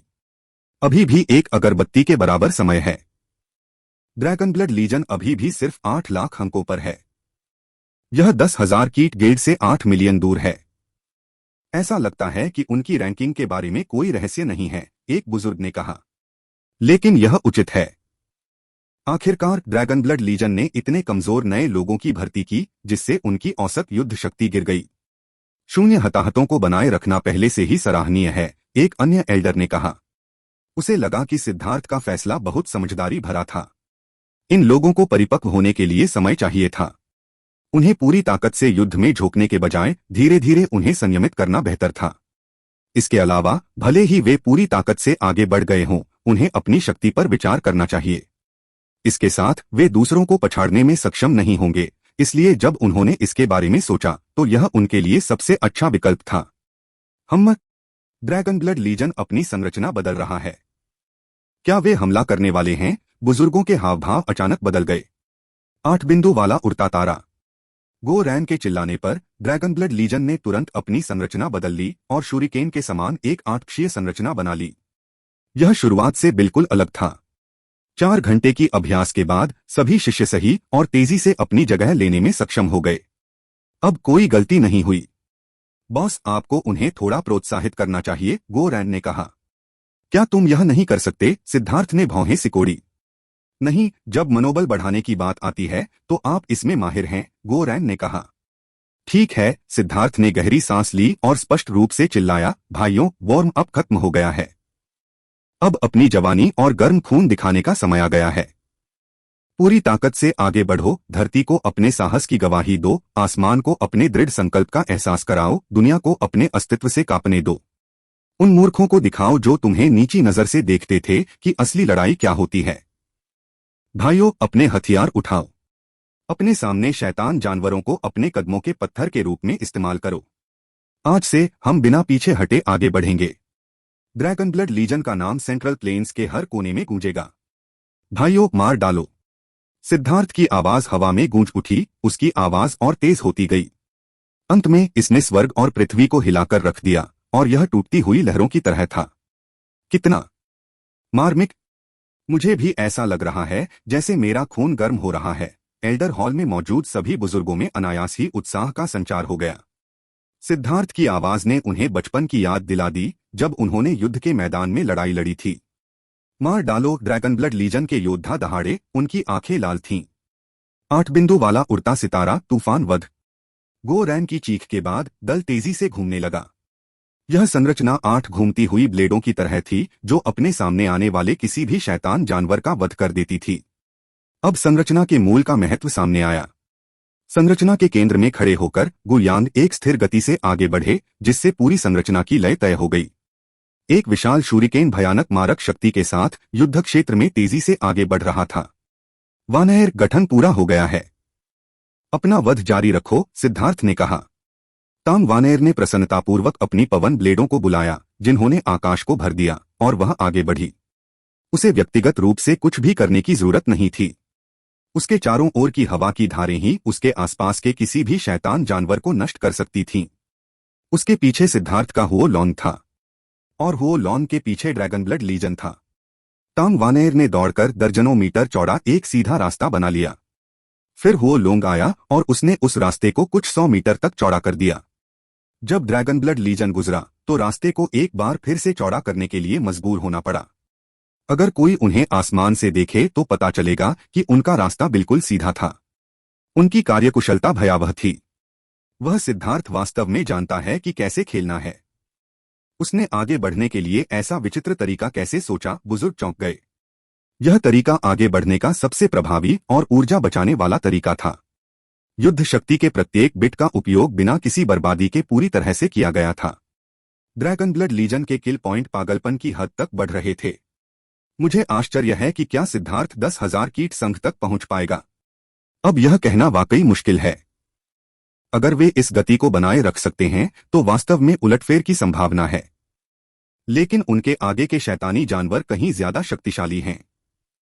जैसे ही एल्डर्स नतीजों के बारे में अनुमान लगा रहे थे, ड्रैगन ब्लड लीजन अपने शुरुआती बिंदु से सैकड़ों मील आगे बढ़ चुका था। वे युद्ध के मैदान के केंद्र में पहुंच चुके थे और यहां शैतान जानवर बहुत ज्यादा ताकतवर थे, लेकिन उनका मूल्य भी अधिक था। हवा का प्रकोप, विस्फोटक ब्लेड। तांग वानर की रक्त क्यू अचानक फूट पड़ी जब उसने अपना आत्मा रक्त सक्रिय किया। उसके चारों ओर हवा की धारें गहरे लाल रंग की हो गईं। यद्यपि ये शैतान जानवर युद्ध के मैदान के किनारे पर मौजूद जानवरों की तुलना में अधिक शक्तिशाली थे, जिससे उनकी रक्षात्मक शक्ति बहुत अधिक हो गई थी। अब जबकि तांग वानर ने अपने आत्मा रक्त को सक्रिय कर दिया था, उसने फिर भी उन्हें तुरंत मार डाला। कितनी शुद्ध ऊर्जा और कितना सटीक नियंत्रण, बुजुर्ग प्रशंसा में फूट पड़े। तांग वानर के पीछे पीछे हुओ लोंग ने दहाड़ लगाई और अपनी शक्ति का प्रदर्शन किया। उसमें से ज्वाला के रोन फूट पड़े, जिससे सभी शैतानी जानवर भस्म हो गए। ऐसा इसलिए संभव हो पाया क्योंकि तांग वानर आगे था और रास्ता खोल रहा था, जिससे उस पर दबाव बहुत कम हो गया। ड्रैगन ब्लड लीजन के योद्धाओं को किसी चेतावनी की जरूरत नहीं थी। वे सभी दहाड़ने लगे और अपनी पूरी ताकत झोंक दी। उन्हें पता था कि वे युद्ध के मैदान के केंद्र में पहुंच चुके हैं। अन्य गुट भी मौजूद थे जो इस क्षेत्र से होकर गुजर रहे थे। ड्रैगन ब्लड लीजन आखिरकार उसी खेल के मैदान में पहुंच गया था और उनसे मुकाबला कर रहा था। इन लोगों ने पहले उन्हें नीची नजर से देखा था, लेकिन अब उनका समूह उन स्वर्गीय प्रतिभाओं की तुलना में शैतान जानवरों को और भी तेजी से मारने में सक्षम था, जिन्हें वे सम्मान देते थे, जिससे वे चौंक गए। इससे ड्रैगनमार्क योद्धा और भी ज्यादा घमंडी और क्रूर हो गए। उनके हमले और भी ज्यादा क्रूर हो गए। वे बाघों और भेड़ियों के झुंड की तरह थे। वे जहां भी जाते शैतान जानवरों का वध कर देते। इस तरह की दक्षता ने दूसरे गुटों को चौंका दिया। मेरी 2 पृथ्वी लपटों को भस्म करने के बाद भी यह अभी भी कचरा है, क्यों शिन्यान ने हुओ लोंग पर व्यंग्य किया। उसने देखा कि सिद्धार्थ का फ्लेम ड्रैगन उसकी 2 अर्थ फ्लेम को निगलने के बाद भी बहुत मजबूत नहीं था। अपनी वर्तमान शक्ति पर यह निश्चित रूप से अर्थ फ्लेम रैंकिंग के शीर्ष 90 में प्रवेश नहीं करेगा। लेकिन तान वानेर ने आगे की तरफ रास्ता खोल दिया। वो लोंग ने उसके पीछे रास्ता चौड़ा कर दिया और ड्रैगन ब्लड लीजन ने बड़े पैमाने पर नरसंहार किया। उनकी युद्ध रणनीति बेहद परिष्कृत थी। यह सुरक्षित, तेज और दर्दरहित थी, जिससे दूसरों को ईर्ष्या होती थी। जैसे जैसे तांग वानेर उन्हें शैतान जानवरों के बीच से ले जा रहा था, उनके अंक तेजी से बढ़ रहे थे। उनकी कार्यकुशलता बहुत अधिक थी। वे 10,000 कीटों के समूह को पार करने से बस चूक गए हैं। सभी बुजुर्ग उत्सुकता से देख रहे थे। समय लगभग समाप्त हो गया है, लगभग 20 सांसें बची हैं। यह कहना मुश्किल है कि वे इसे पूरा कर पाएंगे या नहीं। लेकिन सिद्धार्थ क्या कर रहा है? वह कुछ भी नहीं कर रहा है। अगर उसने पहले लड़ना शुरू कर दिया होता तो वह निश्चित रूप से 10,000 कीटों के समूह को पकड़ लेता। बुजुर्गों को समझ में नहीं आ रहा था कि सिद्धार्थ सिर्फ हवा में खड़ा होकर क्यों देख रहा था। अगर शुरुआत में सिर्फ ड्रैगन ब्लड लीजन की देखभाल करना ही था तो यह कोई गलती नहीं थी। हालांकि उसका गुट पहले से ही सही रास्ते पर था, लेकिन फिर भी उसने कुछ नहीं किया। ऐसा नहीं हो सकता कि वह प्रतिस्पर्धा करने के लिए बहुत आलसी है क्योंकि उसे लगता है कि कोई मौका नहीं है ना? आखिरकार वे युद्ध के मैदान पर अंक नहीं देख सकते हैं, एक बुजुर्ग ने अनुमान लगाया। ऐसा नहीं लगता। अभी उसकी नजर थोड़ी शरारती क्यों लग रही है?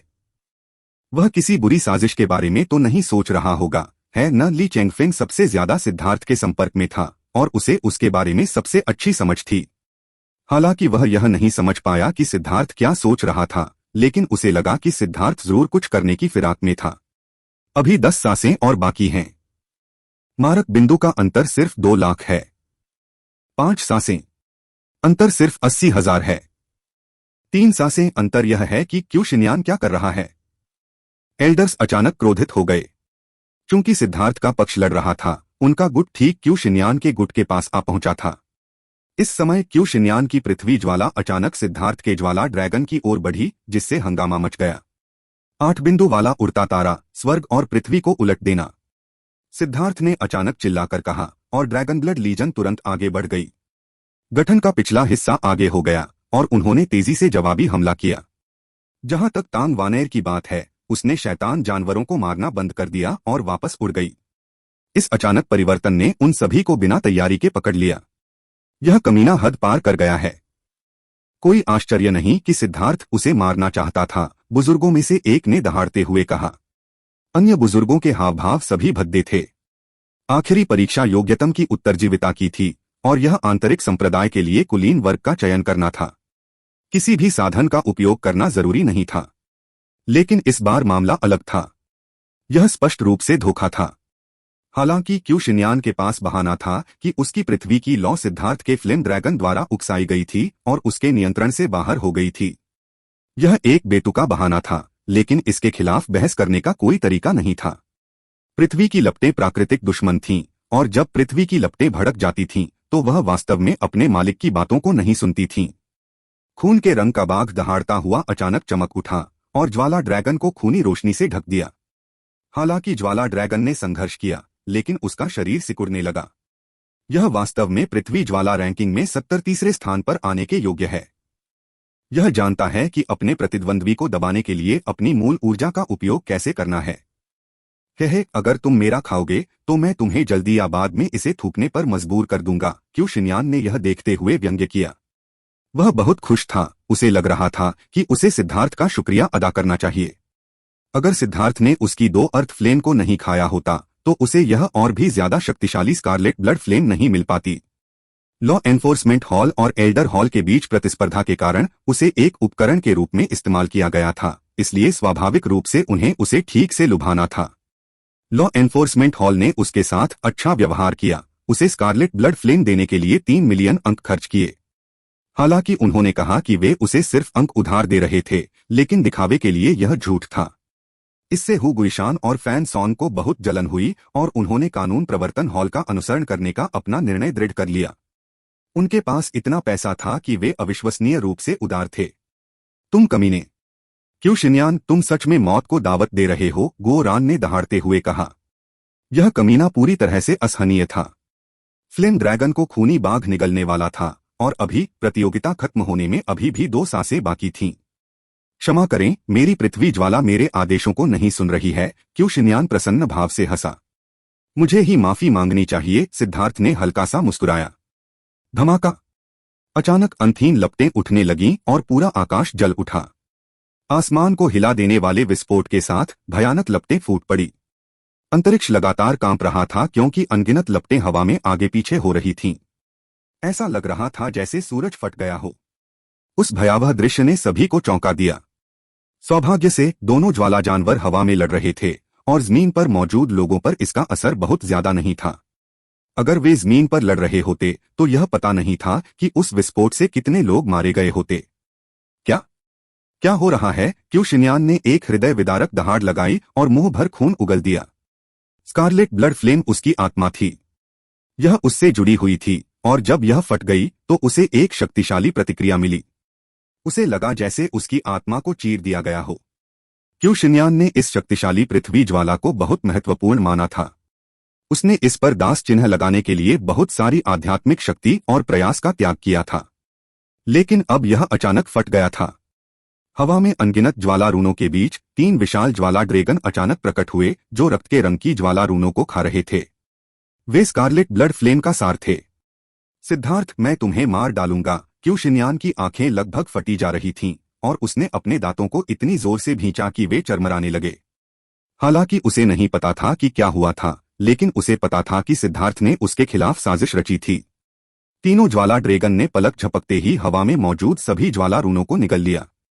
अचानक सभी के कंगन कांप उठे और वे युद्ध के मैदान से गायब हो गए। जब वे फिर से प्रकट हुए तो वे एक बार फिर जुआनतियान दाओ संप्रदाय के चौक में थे। सिद्धार्थ, अपनी जान सौंप दो। क्यों शिन्यान पागलों की तरह सिद्धार्थ पर टूट पड़ा। नतीजतन उसके चेहरे पर जोरदार तमाचा लगा और वह उड़ गया। जब क्वे शिन्यान हवा में था तो सिद्धार्थ ने अचानक उसके बाल पकड़ लिए और उसका चेहरा अपने घुटने की ओर झुका दिया। टकराना! सिद्धार्थ ने बार बार क्वे शिन्यान की नाक पर अपना घुटना मारा। अचानक एक फटी हुई आवाज के साथ क्वे शिन्यान ने जवाबी हमला किया, जिससे उसके सिर का एक बड़ा टुकड़ा सिद्धार्थ के हाथ में रह गया। हे भगवान, क्या यह वही नहीं है जो पिछली बार हुआ था? सभी शिष्य अवाक होकर दुखी क्यू शिन्यान को देखने लगे। उन्हें अच्छी तरह याद था कि कैसे 2 महीने पहले इसी चौक पर सिद्धार्थ ने क्यू शिन्यान को थप्पड़ मारा था, उसके सिर को कई बार अपने घुटने पर पटका था और फिर उसके सिर का एक बड़ा हिस्सा नोच लिया था। क्यू शिन्यान आधे महीने से आंशिक रूप से गंजा था। औषधीय ऊर्जा ने उसके बालों को फिर से उगाने में मदद की थी। यह 1 फुट लंबा था, लेकिन अब ऐसा लग रहा था जैसे उसने जानबूझकर इसे बढ़ाया था ताकि सिद्धार्थ इसे फिर से पकड़ सके। अब वही चौंकाने वाला दृश्य फिर उनके सामने आया। सिद्धार्थ, मैं तुम्हें जरूर मार डालूंगा, क्यू शिन्यान ने दहाड़ते हुए कहा। उसकी आंखें लाल हो गई थीं। ऐसा लग रहा था जैसे वह पागल हो गया हो। अगर तुम लड़ना चाहते हो तो लड़ो। तुम इतनी जोर से क्यों चिल्ला रहे हो?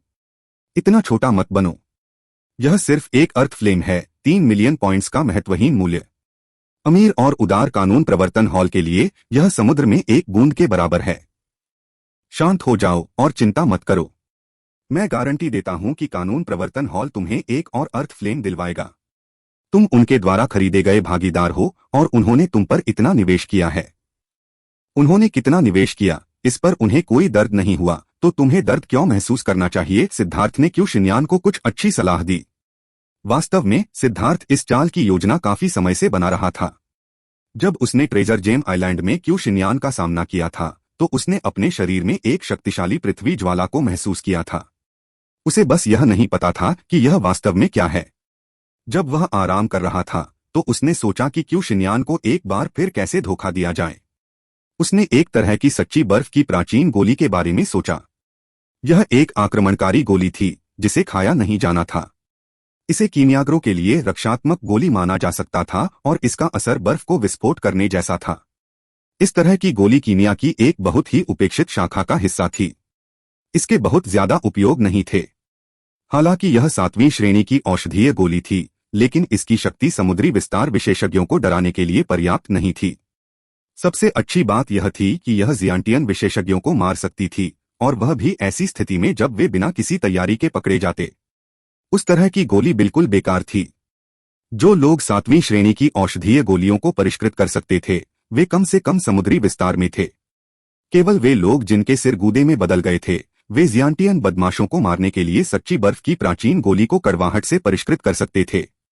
लेकिन सिद्धार्थ के हाथों में यह गोली तुरंत क्यू शिन्यान की भयानक पृथ्वी ज्वाला को नियंत्रित करने में कामयाब रही। इस दौरान जो फ्लेम ड्रैगन बाहर आया था और लड़ा था, वह वो लोंग के कटे हुए शरीरों में से एक से ज्यादा कुछ नहीं था। यह क्यू शिन्यान के लिए चारा था। अगर क्यू शिन्यान ने हमला नहीं किया होता तो सिद्धार्थ के पास उसे संभालने का कोई तरीका नहीं होता। लेकिन क्यू शिन्यान जैसे मूर्ख को आसानी से फंसाया जा सकता था। सिद्धार्थ ने पहले सच्ची बर्फ की प्राचीन गोली को किसी विशेष पदार्थ में बंद करके हुओ लॉन के विभाजित शरीर के मुंह में छिपा दिया था। इससे पहले कि हुओ लॉन इसकी बाहरी परत को काटता, यह फट नहीं गई। जब क्वे शिन्यान की पृथ्वी ज्वाला ने विभाजित शरीर पर हमला किया था, तो सिद्धार्थ ने ज्वाला ड्रैगन को ऐसा अभिनय करवाया था मानो वह भस्म होने से पहले संघर्ष कर रहा हो। एक बार जब वह पृथ्वी ज्वाला के पेट के अंदर गया, तो उसने गोली को सक्रिय कर दिया। परिणामस्वरूप विभाजित शरीर और ज्वाला बाघ दोनों ही फट गए। वो लोंग और ज्वाला बाघ दोनों ही शुद्धतम ज्वालाओं से बने थे। हालांकि वे बाहर से बर्फ के हमले से नहीं डरते थे, लेकिन अगर इतनी शक्तिशाली बर्फ उनके शरीर के अंदर फट जाती तो यह उबलते तेल में पानी का कटोरा डालने जैसा होता। और फिर तब कुछ नहीं था। वो लोंग ने अपने केवल एक ही शरीर को खोया था, और वह जल्दी ही एक नया शरीर बनाने में सक्षम हो जाएगा। मूल रूप से कोई नुकसान नहीं हुआ था। एक विभाजित शरीर के लिए एक मजबूत पृथ्वी ज्वाला का सार, यह दसियों हजार गुना वापसी थी।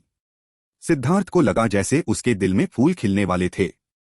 उसने वास्तव में 3 मिलियन अंक प्राप्त किए थे, और वह अविश्वसनीय रूप से तरोताजा महसूस कर रहा था। वास्तव में उसके मन में यह विचार आया कि उसे निश्चित रूप से अभी क्यू शिन्यान को नहीं मारना चाहिए। वह सोने का अंडा देने वाली मुर्गी थी। इतना सारा अर्थ फ्लेम एसेंस निगलने के बाद वो लॉन्ग इसे आदिम अराजकता वाले स्थान में ही रखने की पूरी कोशिश कर रहा था। ऐसा लग रहा था कि यह इतना भरा हुआ था कि फटने वाला था। सिद्धार्थ ने जल्दी से कुछ आध्यात्मिक शक्ति के साथ बेरसक ऊर्जा को दबाने में मदद की। कमीने, अगर मैं इस दुश्मनी का बदला नहीं लेता तो मैं क्यू शिन्यान कसम खाता हूं कि मैं इंसान नहीं हूं। क्यू शिन्यान ने अपनी मुट्ठियां भींचते हुए दहाड़ते हुए कहा, तुम सिर्फ कानून प्रवर्तन हॉल के कुत्ते हो जो इंसानी शब्द बोलना जानते हो। मैं फिर से यही कहना चाहता हूं, अगर तुम लड़ना चाहते हो तो लड़ो। पिछली बार मैं ही था जिसने तुम्हें जिंदगी और मौत की लड़ाई के लिए चुनौती दी थी। इस बार अगर तुम में वाकई हिम्मत है तो तुम मुझे भी चुनौती दे सकते हो। मैं सिद्धार्थ निश्चित रूप से स्वीकार करूंगा, सिद्धार्थ ने कहा। हवा में दुश्मनी बारूद की तरह थी। क्यू शिन्यान अब सिद्धार्थ को चुनौती देने की हिम्मत कैसे कर सकता था? उसके पास कोई पृथ्वी ज्वाला नहीं थी, और वह एक दांतहीन बाघ की तरह था। सिद्धार्थ को चुनौती देना सीधे मौत को दावत देना था। सिद्धार्थ, ज्यादा दूर मत जाओ। मैं तुम्हारी ताकत का मूल्यांकन करूं। इस समय फैन सॉन्ग वहां चला आया। उसके टावर जैसे शरीर से इतनी शक्तिशाली रक्त क्यों निकली कि ऐसा लगा कि वह फट जाएगा। सबका दिल दहल गया। फैन सॉन्ग एक दुष्ट, अत्याचारी और शक्तिशाली व्यक्ति था। कोई भी उसके खिलाफ जाने की हिम्मत नहीं करता था। फैन सॉन्ग क्यू शिन्यान से अलग था। वह एक क्रूर शक्ति वाला योद्धा था, जिसमें मूल रूप से कोई कमजोरी नहीं थी। उसके खिलाफ लड़ाई में थोड़ी सी भी तकनीक काम नहीं आएगी। अगर यह जीवन और मृत्यु की लड़ाई है तो मैं किसी भी समय आपका स्वागत करूंगा। अगर यह बच्चों का खेल है तो मेरे पास ऐसी बकवास के लिए समय नहीं है। जो लोग मुझे जानते हैं वे जानते हैं कि मेरी विशेषता लड़ाई नहीं है, यह हत्या है। सिद्धार्थ ने फैन सॉन्ग को ठंडे अंदाज में देखा। फैन सॉन्ग बहुत शक्तिशाली था, संभवतः क्यू शिन्यान से भी अधिक शक्तिशाली। लेकिन सिद्धार्थ को उससे कोई डर नहीं था। उसे बस बेमतलब की लड़ाइयां पसंद नहीं थीं। चूंकि उन्होंने उसके साथ दुश्मनी करने का फैसला किया था, इसलिए उन्हें उसे क्रूर होने के लिए दोषी नहीं ठहराना चाहिए। सिद्धार्थ ने पहले ही अपना दृढ़ संकल्प कर लिया था। अगर फैन सॉन्ग उसे जीवन और मृत्यु की लड़ाई के लिए चुनौती देता तो वह निश्चित रूप से उसे मारने के लिए पूरी ताकत लगा देता। ऐसा हुआ कि उसे रैंक 5 स्वर्गीय दाव फल की आवश्यकता थी। जैसे ही सिद्धार्थ को फैन सॉन्ग को मारने की इच्छा हुई, फैन सॉन्ग ने अपनी आंखें सिकोड़ लीं। उसने महसूस किया कि सिद्धार्थ उसे मारने की इच्छा रखता है। खर्राटे लेते हुए उसने अपना स्टेटस बैज उठाया और उस पर खून टपकाने ही वाला था। दोस्तों, पहली प्रतियोगिता के परिणाम घोषित करने का समय आ गया है। ली चांगफेंग अचानक प्लाजा में प्रकट हुआ, जिससे फैन सॉन्ग को अपना बैज उतारना पड़ा। अपने गुट में लौटने से पहले उसने सिद्धार्थ को घूर कर देखा। सभी लोग अपने अपने गुटों में वापस आ गए और ठीक से खड़े होकर ली चांगफेंग को घूरने लगे। वे सभी परिणाम जानना चाहते थे। आखिर किसने पहला स्थान प्राप्त किया था? पहले स्थान पर 29,370,000 किल पॉइंट के साथ दिव्य जानवर हवेली है। दूसरे स्थान पर 25,260,000 किल पॉइंट के साथ हेगमन हॉल है। तीसरे स्थान पर 22,000,000 किल पॉइंट के साथ हेवन फीमेल अलायंस है। चौथे स्थान पर 16,070,000 किल पॉइंट के साथ फ्लेम गेट है। पांचवें स्थान पर 15,990,000 किल पॉइंट के साथ 10,000 इंसेक्ट गिल्ड है। आखिरी नंबर सुनकर 10,000 कीट गिल्ड के शिष्यों को यह महसूस हुआ कि यह बहुत खेदजनक था। वे रैंकिंग में ऊपर जाने से बस 80,000 अंक दूर थे। तब उन्हें दोगुना इनाम मिलता। ली चांगफेंग ने कहा, आखिरी स्थान पर ड्रैगन ब्लड लीजन है। 15,980,000 किल पॉइंट्स। सभी ने ठंडी सांस ली। हालांकि ड्रैगन ब्लड लीजन ने आखिरी स्थान प्राप्त किया था, लेकिन किसी ने भी उन्हें नीचा दिखाने की हिम्मत नहीं की। यह तो पता ही था कि उन्होंने पहले 4 घंटे अपनी संरचनाओं की ड्रिलिंग में बिताए थे। उसके बाद ही वे वास्तव में किल पॉइंट प्राप्त करने के लिए बाहर निकले थे। और इतने कम समय में वे लगभग 10,000 कीट संघ के बराबर पहुंच गए। यह बहुत चौंकाने वाला था। और यह सबसे कमजोर शिष्यों का समूह था, जिसे सबसे कमजोर गुट के रूप में जाना जाता था। मेरे 10,000 कीट संघ का आप पर एक एहसान है। किसी को भी यह उम्मीद नहीं थी कि हमेशा चुप रहने वाला वांग ज़ेन वास्तव में अपना आभार व्यक्त करने के लिए अपना मुंह खोलेगा। पहले तो लोग अचंभित रह गए, लेकिन जल्दी ही वे उसका मतलब समझ गए। प्रतियोगिता की शुरुआत से लेकर अंत तक सिद्धार्थ ने कुछ भी नहीं किया था। जहां तक क्यू शिनयान को धोखा देने की बात है, तो यह मायने नहीं रखता, क्योंकि यह किसी भी किल पॉइंट के लायक नहीं था। इसलिए यह सिद्धार्थ द्वारा 10,000 कीट गिल्ड को इनाम देने के बराबर था। इतने विनम्र मत बनो। इस प्रतियोगिता के लिए हम बस पानी का परीक्षण कर रहे थे। हमने तुमसे कुछ कम नहीं प्राप्त किया, इसलिए किसी एहसान की जरूरत नहीं है। सिद्धार्थ ने अपना सिर हिलाया। वांग झेन ने सिर हिलाया। अगर आपको किसी चीज की जरूरत हो तो मुझे संदेश भेजें। इससे सभी चौंक गए। ऐसा लग रहा था कि वांग ज़ेन वास्तव में सिद्धार्थ के साथ गठबंधन बना रहा था। यह बहुत अचानक हुआ था। सिद्धार्थ भी दंग रह गया। उसे उम्मीद नहीं थी कि आमतौर पर चुप रहने वाला वांग ज़ेन ऐसा कुछ कहेगा। उसने अपनी स्वीकृति व्यक्त करने के लिए मुस्कुराया। ठीक है, सभी लोग तितर-बितर हो सकते हैं। पुरस्कार बाद में वितरित किए जाएंगे, ली चांगफेंग ने सभी की नजरों से ओझल होने से पहले कहा। ली चांगफेंग के चले जाने के बाद ड्रैगन ब्लड लीजन के अलावा सभी ने जश्न मनाना शुरू कर दिया। चाहे वे इसे कैसे भी कहें, यह एक अच्छी शुरुआत थी और उन्हें इस समय का उपयोग मनोबल बढ़ाने के लिए करना चाहिए था। यह बात दिव्य पशु हवेली के शिष्यों के लिए विशेष रूप से सच थी। वे खुशी से हंस रहे थे। हान युनशान और वेई चांगहाई भी ड्रैगन ब्लड लीजन के प्रति अपनी अवमानना को खुलेआम व्यक्त कर रहे थे। सिद्धार्थ मुस्कुराया और ड्रैगन ब्लड लीजन को दिव्य जानवर हवेली, हेगेमन हॉल और फ्लेम गेट से उपहास के सामने क्राउचिंग ड्रैगन पर्वत पर वापस ले गया। अरे, उनके तुच्छ अभिमान को देखकर मुझे क्रोध आता है। उनमें इतनी अच्छी बात क्या है? हम तो बस थोड़े से अलग थे। सच तो यह है कि हमने बॉस को फंसाया। अगर वह हमारी देखभाल करने के लिए रुकते नहीं, तो हम निश्चित रूप से शीर्ष 3 में शामिल हो जाते। ड्रैगन मार्क योद्धाओं ने एक ही समय पर आह भरी और कोसा। उन्हें कमजोर होने और ड्रैगन ब्लड लीजन को शर्मिंदा करने के लिए खुद से नफरत थी। लेकिन ड्रैगन ब्लड योद्धा ऐसे उदासीन थे जैसे कुछ हुआ ही न हो। आओ बात करते हैं। क्या तुम बहुत नाराज हो? सिद्धार्थ ने पूछा। बॉस, यह हमारी गलती है। हमने आपको शर्मिंदा किया है। हम? रुको, तुम किस शर्म की बात कर रहे हो? सिद्धार्थ ने बीच में टोका। उन परेशान करने वाले लोगों का उपहास और तिरस्कार। यह शर्म की बात है। यह शर्म की बात है। तो क्या तुम कुछ ज्यादा ही बचकानी नहीं हो? तुम्हें और संयम की जरूरत है, सिद्धार्थ ने कहा। बॉस, क्या यह शर्म की बात नहीं है? अगर वे हमारा अपमान करते हैं तो हमें कोई आपत्ति नहीं है, लेकिन अगर वे आपका अपमान करने की हिम्मत करते हैं तो हमें अंदर से बुरा लगता है, ड्रैगन मार्क योद्धा ने कहा। सिद्धार्थ ने थोड़ा मुस्कुराकर उसके कंधे पर थपथपाया। भाई, मैं तुम्हारे दिल की बात समझ सकता हूं, लेकिन अगर इस तरह की बात तुम्हें गुस्सा दिलाती है तो तुम्हें वाकई और संयम की जरूरत है। खून खराबे का अनुभव करने के बाद तुम्हें पता होना चाहिए कि सम्मान क्या होता है। मैं जानता हूं कि जब दूसरे मेरा अपमान करते हैं तो तुम्हें बुरा लगता है। तुम चाहते हो कि हर कोई मेरा सम्मान करे जैसा तुम करते हो, लेकिन सोचो, उन्हें मेरा सम्मान क्यों करना होगा? उनका मेरा सम्मान न करना सामान्य बात है।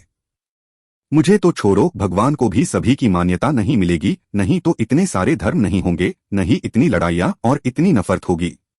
इतने तुच्छ मत बनो, तुम उनसे अलग हो। गुस्सा करके तुम उनकी गलतियों की सजा खुद को दे रहे हो। यह बहुत मूर्खतापूर्ण है। मूर्खता के परिणाम बहुत भयावह होते हैं, इसलिए शांत रहना सीखो। एक बार जब तुम शांत हृदय के उस दायरे में पहुंच जाते हो, अगर कोई तुम्हें फिर से क्रोधित करने की कोशिश करता है तो याद रखो, बात करने में अपना समय बर्बाद मत करो, सीधे उनकी जान ले लो। आप ड्रैगन ब्लड लीजन के सदस्य हैं। आपके पास एक शक्तिशाली समर्थक है और आपको किसी से डरने की जरूरत नहीं है। उनमें से बहुत से लोग सिर्फ बेकार हैं, जिनके पास कोई विश्वास नहीं है और वे यह भी नहीं जानते कि वे क्यों मजबूत बनना चाहते हैं। उनके साथ बहस करने का कोई मतलब नहीं है। ड्रैगन मार्क योद्धाओं का गुस्सा फीका पड़ गया। उन्हें सचमुच लगा कि वे थोड़े अपरिपक्व हैं। उनके विरोधी जानबूझकर उन्हें क्रोधित कर रहे थे और वे आज्ञाकारी होकर क्रोधित हो गए। यह मूर्खतापूर्ण था। आओ, अभी अभी मैंने हमारे पास बचे हुए कुछ 10,000 पॉइंट का इस्तेमाल करके कुछ बढ़िया वाइन और खाना खरीदा है। चलो ठीक से जश्न मनाएं। आज तुम्हारा प्रदर्शन बहुत बढ़िया रहा। तुमने आखिरकार युद्ध के मैदान में जरूरी शांति और स्थिरता पाली है, साथ ही सहयोग करना भी सीख लिया है। हमारी उपलब्धियां दिव्य जानवर हवेली से भी ज्यादा थीं, इसलिए चलो ठीक से शराब पीते हैं। सिद्धार्थ ने हाथ हिलाया और उसके सामने शराब के जगों का पहाड़ खड़ा हो गया। किसी ने गिलासों की परवाह नहीं की और सीधे जगों से ही शराब पीने लगे। सिद्धार्थ बहुत खुश था। ड्रैगन ब्लड लीजन की पहली लड़ाई उसकी उम्मीद से भी बेहतर रही थी। शुरुआत मुश्किल थी, लेकिन एक बार जब आप अच्छी शुरुआत कर लेते हैं तो बाकी सब आसान हो जाता है। ड्रैगन ब्लड लीजन के विस्तार की यह शुरुआत भविष्य के लिए एक अच्छा संकेत थी। वह इन 13,000 लोगों का नेतृत्व करेगा और उन्हें सबसे भयानक सेना में बदल देगा जो सेंट्रल प्लेन्स के शीर्ष पर होगी। जिस चीज ने सिद्धार्थ को सबसे अधिक प्रसन्न किया वह था क्यू शिन्यान द्वारा भेजा गया उपहार। ड्रैगन ब्लड लीजन ने एक पागलपन भरा जश्न शुरू कर दिया। सभी ने कई बड़े जगहों में शराब पी और फिर वहीं सो गए। यह सिद्धार्थ द्वारा जानबूझकर तय किया गया था। जब वे लगभग पिघल जाने के बिंदु तक नशे में थे, तभी वे पूरी तरह से आराम कर सकते थे। एक गहन युद्ध के बाद पूरी तरह से आराम करना बेहद फायदेमंद था। जब सभी लोग गहरी नींद में सो गए तो सिद्धार्थ ने अपनी आत्मा की ऊर्जा का उपयोग करके शराब को अपने शरीर से बाहर निकाल दिया और तांग वानेर के साथ बातचीत की। आखिरकार उसने दिन में उससे कुछ गंभीर शब्द कहे थे। उसे थोड़ा दिलासा देना था, क्योंकि मेंग क्यों मौजूद नहीं थी। उसे चिंता थी कि वह चीजों के बारे में बहुत ज्यादा सोच रही है। पूर्वी बंजर भूमि में बिताए कुछ सुखद पलों के बारे में तांग वानेर से बात करने से उसे अपनी चिंताओं को पूरी तरह से दूर करने का मौका मिला। तभी सिद्धार्थ अपने कमरे में वापस लौटा और आदिम अराजकता वाले स्थान में प्रवेश किया। आदिम अराजकता के भीतर वो लोंग ने पहले ही स्कारलेट ब्लड फ्लेम को पूरी तरह से दबा दिया था, लेकिन इतनी बड़ी ऊर्जा को भस्म करने के लिए एक निश्चित समय की आवश्यकता होगी। सिद्धार्थ ने इस समय उसे नींद में जाने देने की हिम्मत नहीं की। उसने वो लॉन को अपने साथ परिष्कृत करने के लिए 3 विभाजित निकायों का उपयोग करने को कहा। 4 भट्टियों के साथ काम करते हुए उसने स्वर्गीय सितारा सागर विलय गोलियों को परिष्कृत करने पर ध्यान केंद्रित किया। 3 दिनों तक शोधन के बाद वो लोंग ने सिद्धार्थ को एक सुखद आश्चर्य दिया। उसने 4 और विभाजित शरीरों को संघनित किया था, इसलिए अब उसके पास 8 विभाजित शरीर थे। सिद्धार्थ की मदद से उसने गोलियों को परिष्कृत करना और स्कारलेट ब्लड फ्लेम की ऊर्जा को पचाना जारी रखा। स्कारलेट ब्लड फ्लेम अविश्वसनीय रूप से शक्तिशाली थी और सिद्धार्थ ने महसूस किया कि वो लॉन की शक्ति दिन प्रतिदिन तेजी से बढ़ रही थी। बिना किसी हिचकिचाहट के सिद्धार्थ 4 और गोली भट्टियां खरीदने के लिए निकल पड़ा। एक ही समय में 8 भट्टियां चालू होने से यह वास्तव में बड़े पैमाने पर उत्पादन होगा। जब तक सिद्धार्थ की आध्यात्मिक शक्ति पर्याप्त रूप से मजबूत थी, एक दिन में 1 लाख गोलियां परिष्कृत करना आसान होगा। लेकिन जैसे ही वह भट्टियां खरीदने के लिए बाहर गया, उसने तांग वानेर को दौड़ते हुए आते देखा। उसके पास एक बुजुर्ग भी था। एल्डर ली, नमस्ते। सिद्धार्थ चौंका। ली चांगफेंग मुस्कुराया। यह मासिक राशन वितरित करने का दिन है। मैंने व्यक्तिगत रूप से आपके पक्ष में अंक भेजने का फैसला किया है।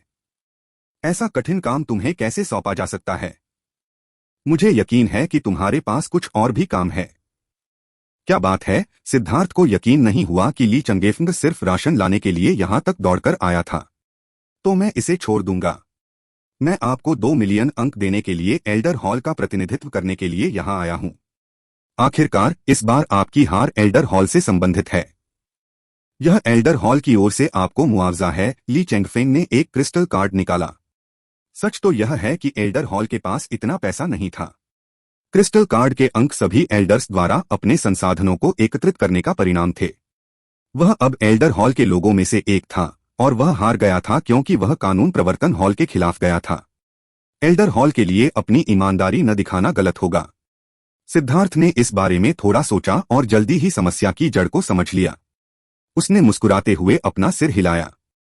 शिष्य एल्डर हॉल के इरादों को स्वीकार करता है, लेकिन मैं पहले भी कानून प्रवर्तन हॉल के साथ काम कर चुका हूं और हमारी दुश्मनी नियति में ही थी। अगर मुझे शतरंज के मोहरे के रूप में भी इस्तेमाल किया जाए तो भी मैं तैयार हूं। एल्डर हॉल का मुझ पर कोई एहसान नहीं है, यह इसके विपरीत है।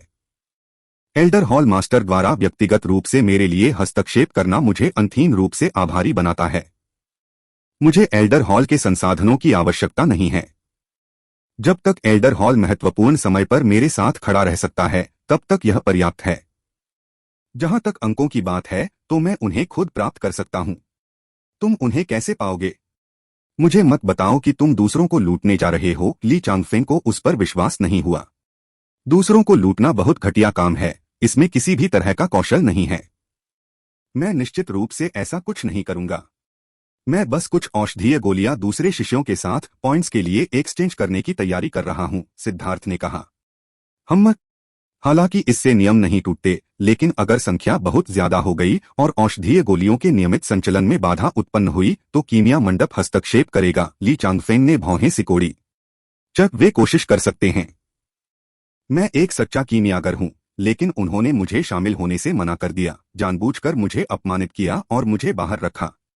मैं संप्रदाय के लिए काम करने की कोशिश कर रहा था, लेकिन कुछ स्वार्थी दुश्मनी के लिए उन्होंने एक पीढ़ी की कीमिया प्रतिभा को अस्वीकार कर दिया, संप्रदाय के विकास में बाधा डाली और संप्रदाय की नींव को हिला दिया।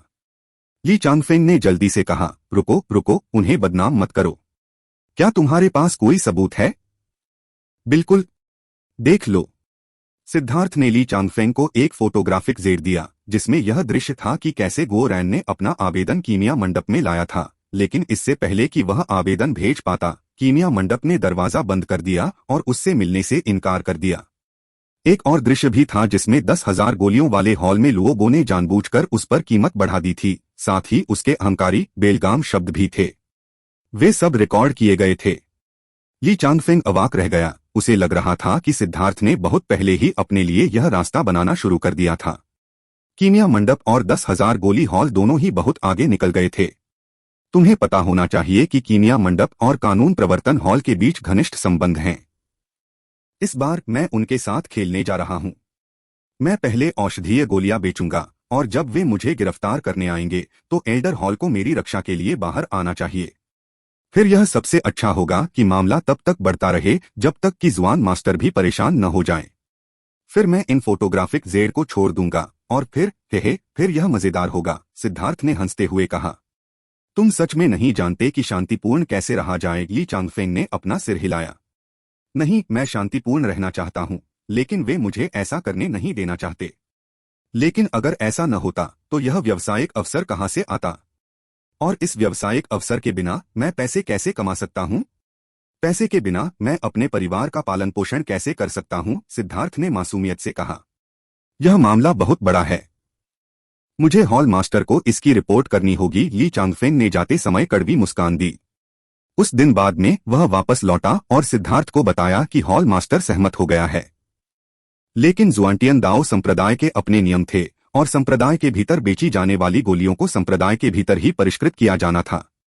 शिष्य बाहर से प्राप्त की गई गोलियां नहीं बेच सकते थे। यह सुनकर सिद्धार्थ अपनी हंसी रोक नहीं सका। उसने सीधे 4 और गोली भट्टियां खरीदी और पागलों की तरह गोलियों को परिष्कृत करना शुरू कर दिया। कीमिया मंडप लुओबो, तैयार हो जाओ। मुझे अमीर बनने का यह तरीका बताने के लिए मैं वास्तव में तुम्हारा शुक्रिया अदा करना चाहता हूं। सिद्धार्थ के चेहरे पर एक भयावह मुस्कान दिखाई दी। 8 भट्टियों में पागलपन की हद तक गोलियों को परिष्कृत करने और उसकी आध्यात्मिक शक्ति से हुओ लांग को स्कारलेट ब्लड फ्लेम की ऊर्जा को परिष्कृत करने में मदद करने के साथ लांग चेन अधिकतम दक्षता पर था। उसकी मूल शोधन गति 8 गुना बढ़ गई थी। गोलियों की एक भट्टी को परिष्कृत करने में सिर्फ 2 सांसों का समय लगता था। इससे अन्य कीमियागर निश्चित रूप से भयभीत हो जाएंगे, क्योंकि अन्य कीमियागरों के लिए गोलियों की भट्टी को परिष्कृत करने में कम से कम 1 अगरबत्ती के बराबर समय लगेगा। 2 सांसें? एक गोली को परिष्कृत करने की बात तो दूर, 9 मिट्टी के गोले को परिष्कृत करने के लिए भी यह समय पर्याप्त नहीं था। मध्य मैदानों में बहुत से लोगों के पास पृथ्वी की ज्वालाएं थीं, लेकिन ऐसा कोई नहीं था जिसके पास सिद्धार्थ जैसी पृथ्वी की ज्वाला हो। अन्य लोगों की पृथ्वी की लपटों की आत्माएं या तो मिटा दी गई थीं और उन्हें कोर लपटों में परिष्कृत किया गया था, या वे क्यू जिन्यान की तरह गुलाम थे। किसी भी तरह से स्वामी और पृथ्वी की लपटों के बीच पूर्ण विश्वास होना असंभव था। और इस सटीक बंधन के परिणामस्वरूप एक परिष्कृत गति हुई जिसने सिद्धार्थ को भी चौंका दिया। उसने हो लॉन्ग और लेई लॉन्ग को ठीक से पालने की कसम खाई, क्योंकि वे भविष्य में उसके सबसे बड़े सहायक होंगे। साथ ही उसे खुशी भी हुई कि उसके पास आदिम अराजकता मन का था। यह अब उसके लिए धन का स्रोत था, क्योंकि इसमें से अनमोल औषधीय तत्व लगातार निकलते रहते थे। अन्यथा ड्रैगन ब्लड लीजन जैसे विशाल समूह को खड़ा करना तो दूर की बात है, स्वयं को खड़ा करना भी कठिन होगा। इस बार सिद्धार्थ ने 10 दिन बिताकर 10,05,100,000 स्वर्गीय सितारा सागर विलय की गोलियां परिष्कृत की। उसने एक बार फिर उन्हें ड्रैगन ब्लड सेना के योद्धाओं में वितरित किया। हालांकि सिद्धार्थ की विशाल आत्मिक ऊर्जा के बावजूद 10 दिनों तक इतनी तेजी से शोधन करने से उसका सिर फटने जैसा महसूस हो रहा था। यह थकावट ऐसी चीज नहीं थी जिसे कोई इंसान सहन कर सके, लेकिन यह इसके लायक था। वो लोम की लपटों के बीच रक्त के रंग के रून दिखाई देने लगे थे।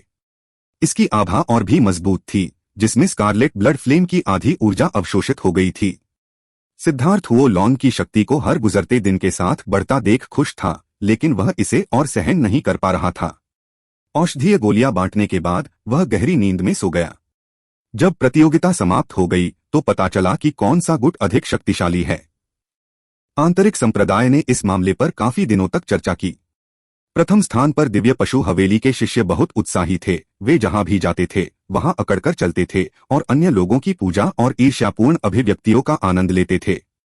जहां तक अंतिम स्थान पर रहे ड्रैगन ब्लड लीजन का प्रश्न है, प्रतियोगिता समाप्त होने के बाद उन सभी ने साधना करने के लिए उच्च श्रेणी के प्रशिक्षण कक्ष में प्रवेश करना चुना। लेकिन केवल एक दिन की खेती के बाद उन सभी को वहां से चले जाना पड़ा, क्योंकि उनके पास केवल इतने ही दिन की खेती के लिए पर्याप्त अंक थे। यह सिद्धार्थ का आदेश था। एक बड़ी लड़ाई का अनुभव करने के बाद प्रशिक्षण कक्ष का उपयोग करना सबसे अच्छा समय था। उन्होंने जो औषधीय गोलियां दी और उच्च श्रेणी के प्रशिक्षण कक्षों के प्रभाव से उनकी साधना का आधार तेजी से आगे बढ़ा और फिर शीघ्र ही स्थिर हो गया। बाकी समय वे पागलपन की हद तक अभ्यास करते रहे।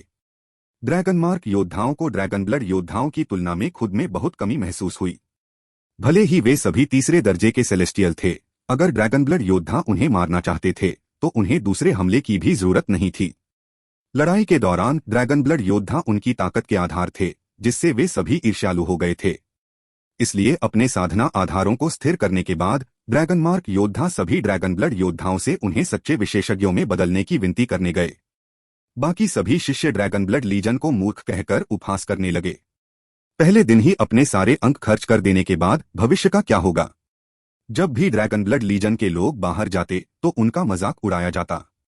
लेकिन सिद्धार्थ की शिक्षाओं के बाद ड्रैगन मार्क योद्धा अब जल्दी गुस्सा नहीं होते थे। वे उनके उकसावे के प्रति उदासीन थे। सिद्धार्थ की नींद पूरे 3 दिन तक चली। जब वह जागा तो उसे एकदम तरोताजा महसूस हुआ, मानो उसका शरीर ऊर्जा से लबालब भरा हुआ था। एक बार जब वह जागा तो उसे पता चला कि ड्रैगन ब्लड लीजन के सभी योद्धा एकांत में थे और स्वर्गीय सितारा सागर विलय की गोलियां खा रहे थे। वह आदिम अराजकता वाले स्थान पर वापस लौटा और देखा कि हुओ लोंग अपने आप ही परिष्कृत गोलियों के बीच में था।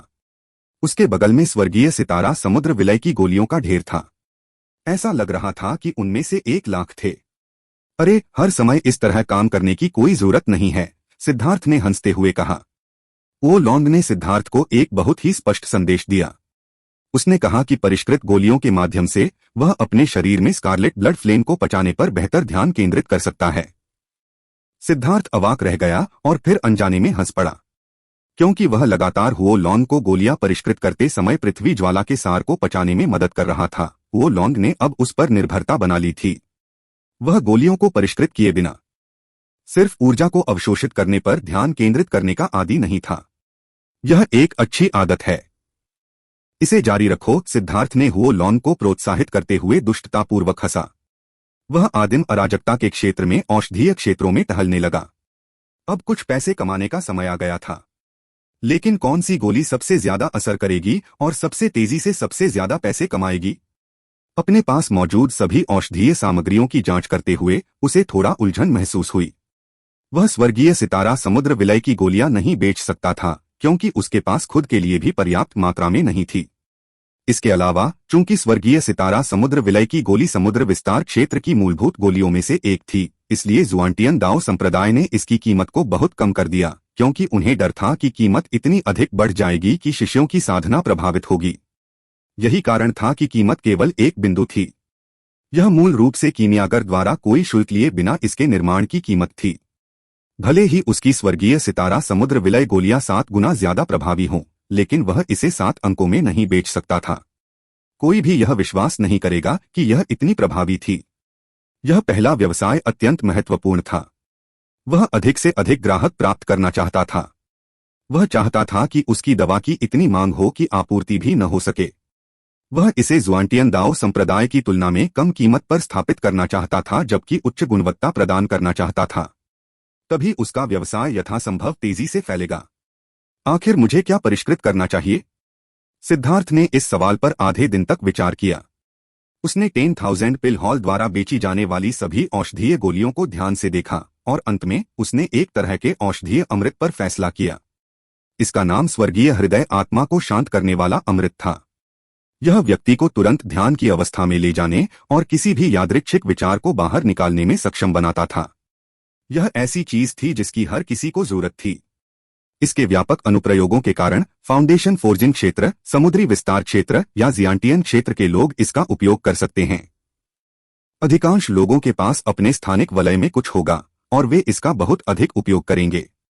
हालांकि इस तरह का औषधीय अमृत बहुत कीमती नहीं था। 10 पॉइंट में एक पूरी बोतल खरीदी जा सकती थी। इस बोतल में इसकी 800 बूंदें थीं और इसे सामान्य दर पर इस्तेमाल करने पर यह बोतल 1 साल से ज्यादा समय तक के लिए पर्याप्त थी। मेरे पास स्वर्गीय हृदय आत्मा शांत करने वाला फल है और मेरे पास पूरक सामग्री भी है। हाँ, और विस्फोटक ड्रैगन घास की जड़ को जोड़कर मैं औषधीय प्रभाव को मजबूत कर सकता हूँ। यह 10,000 पिल हॉल द्वारा बेचे जाने वाले स्वर्गीय हृदय आत्मा शांत करने वाले अमृत से कम 2 गुना प्रभावी होगा। सिद्धार्थ ने शरारती अंदाज में हंसते हुए अमृत की सामग्री के लिए एक बड़ा सा स्थान अलग कर दिया। अपनी जरूरत के हिसाब से उन्हें उगाते हुए उसने 10 औषधीय खेत तैयार किए।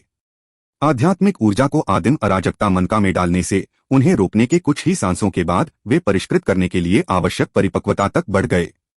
अपने हाथ की एक लहर से सिद्धार्थ ने औषधीय क्षेत्र की औषधीय सामग्री निकाली और हुओ लॉन्ग को फेंक दी, जिसने उन सभी को खा लिया। उसने हुओ लॉन्ग को उन्हें परिष्कृत करने के तरीके बताए।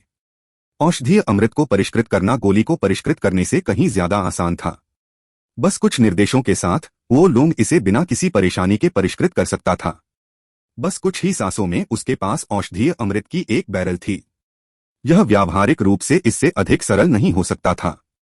एक बैरल को परिष्कृत करने के बाद सिद्धार्थ ने कियान डुओडुओ, वांग मांग और अन्य को बुलाया। यह सर्वोच्च श्रेणी का स्वर्गीय हृदय आत्मा शांतिदायक अमृत है। इसे बाहरी संप्रदाय के शिष्यों में वितरित करें। बॉस, आप किस बारे में बात कर रहे हैं? क्या इतना सारा स्वर्गीय हृदय आत्मा शांत करने वाला अमृत इतनी बड़ी रकम में नहीं बेचा जा सकता? कियान डुओडुओ ने पूछा। कम से कम इस बैरल की कीमत कई 100,000 पॉइंट थी।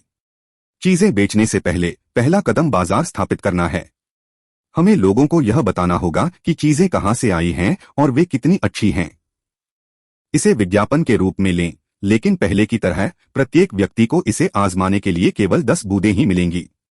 हम इसे अब से केवल 3 दिन बाद बेचेंगे और इसकी कीमत 10,000 पिल हॉल की आधी होगी, सिद्धार्थ ने कहा। कियान डुओडुओ को अब तुरंत समझ आ गया।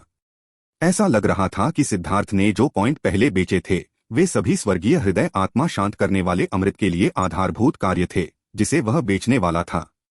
कियान डुओडुओ, वांग मांग और अन्य सभी चले गए।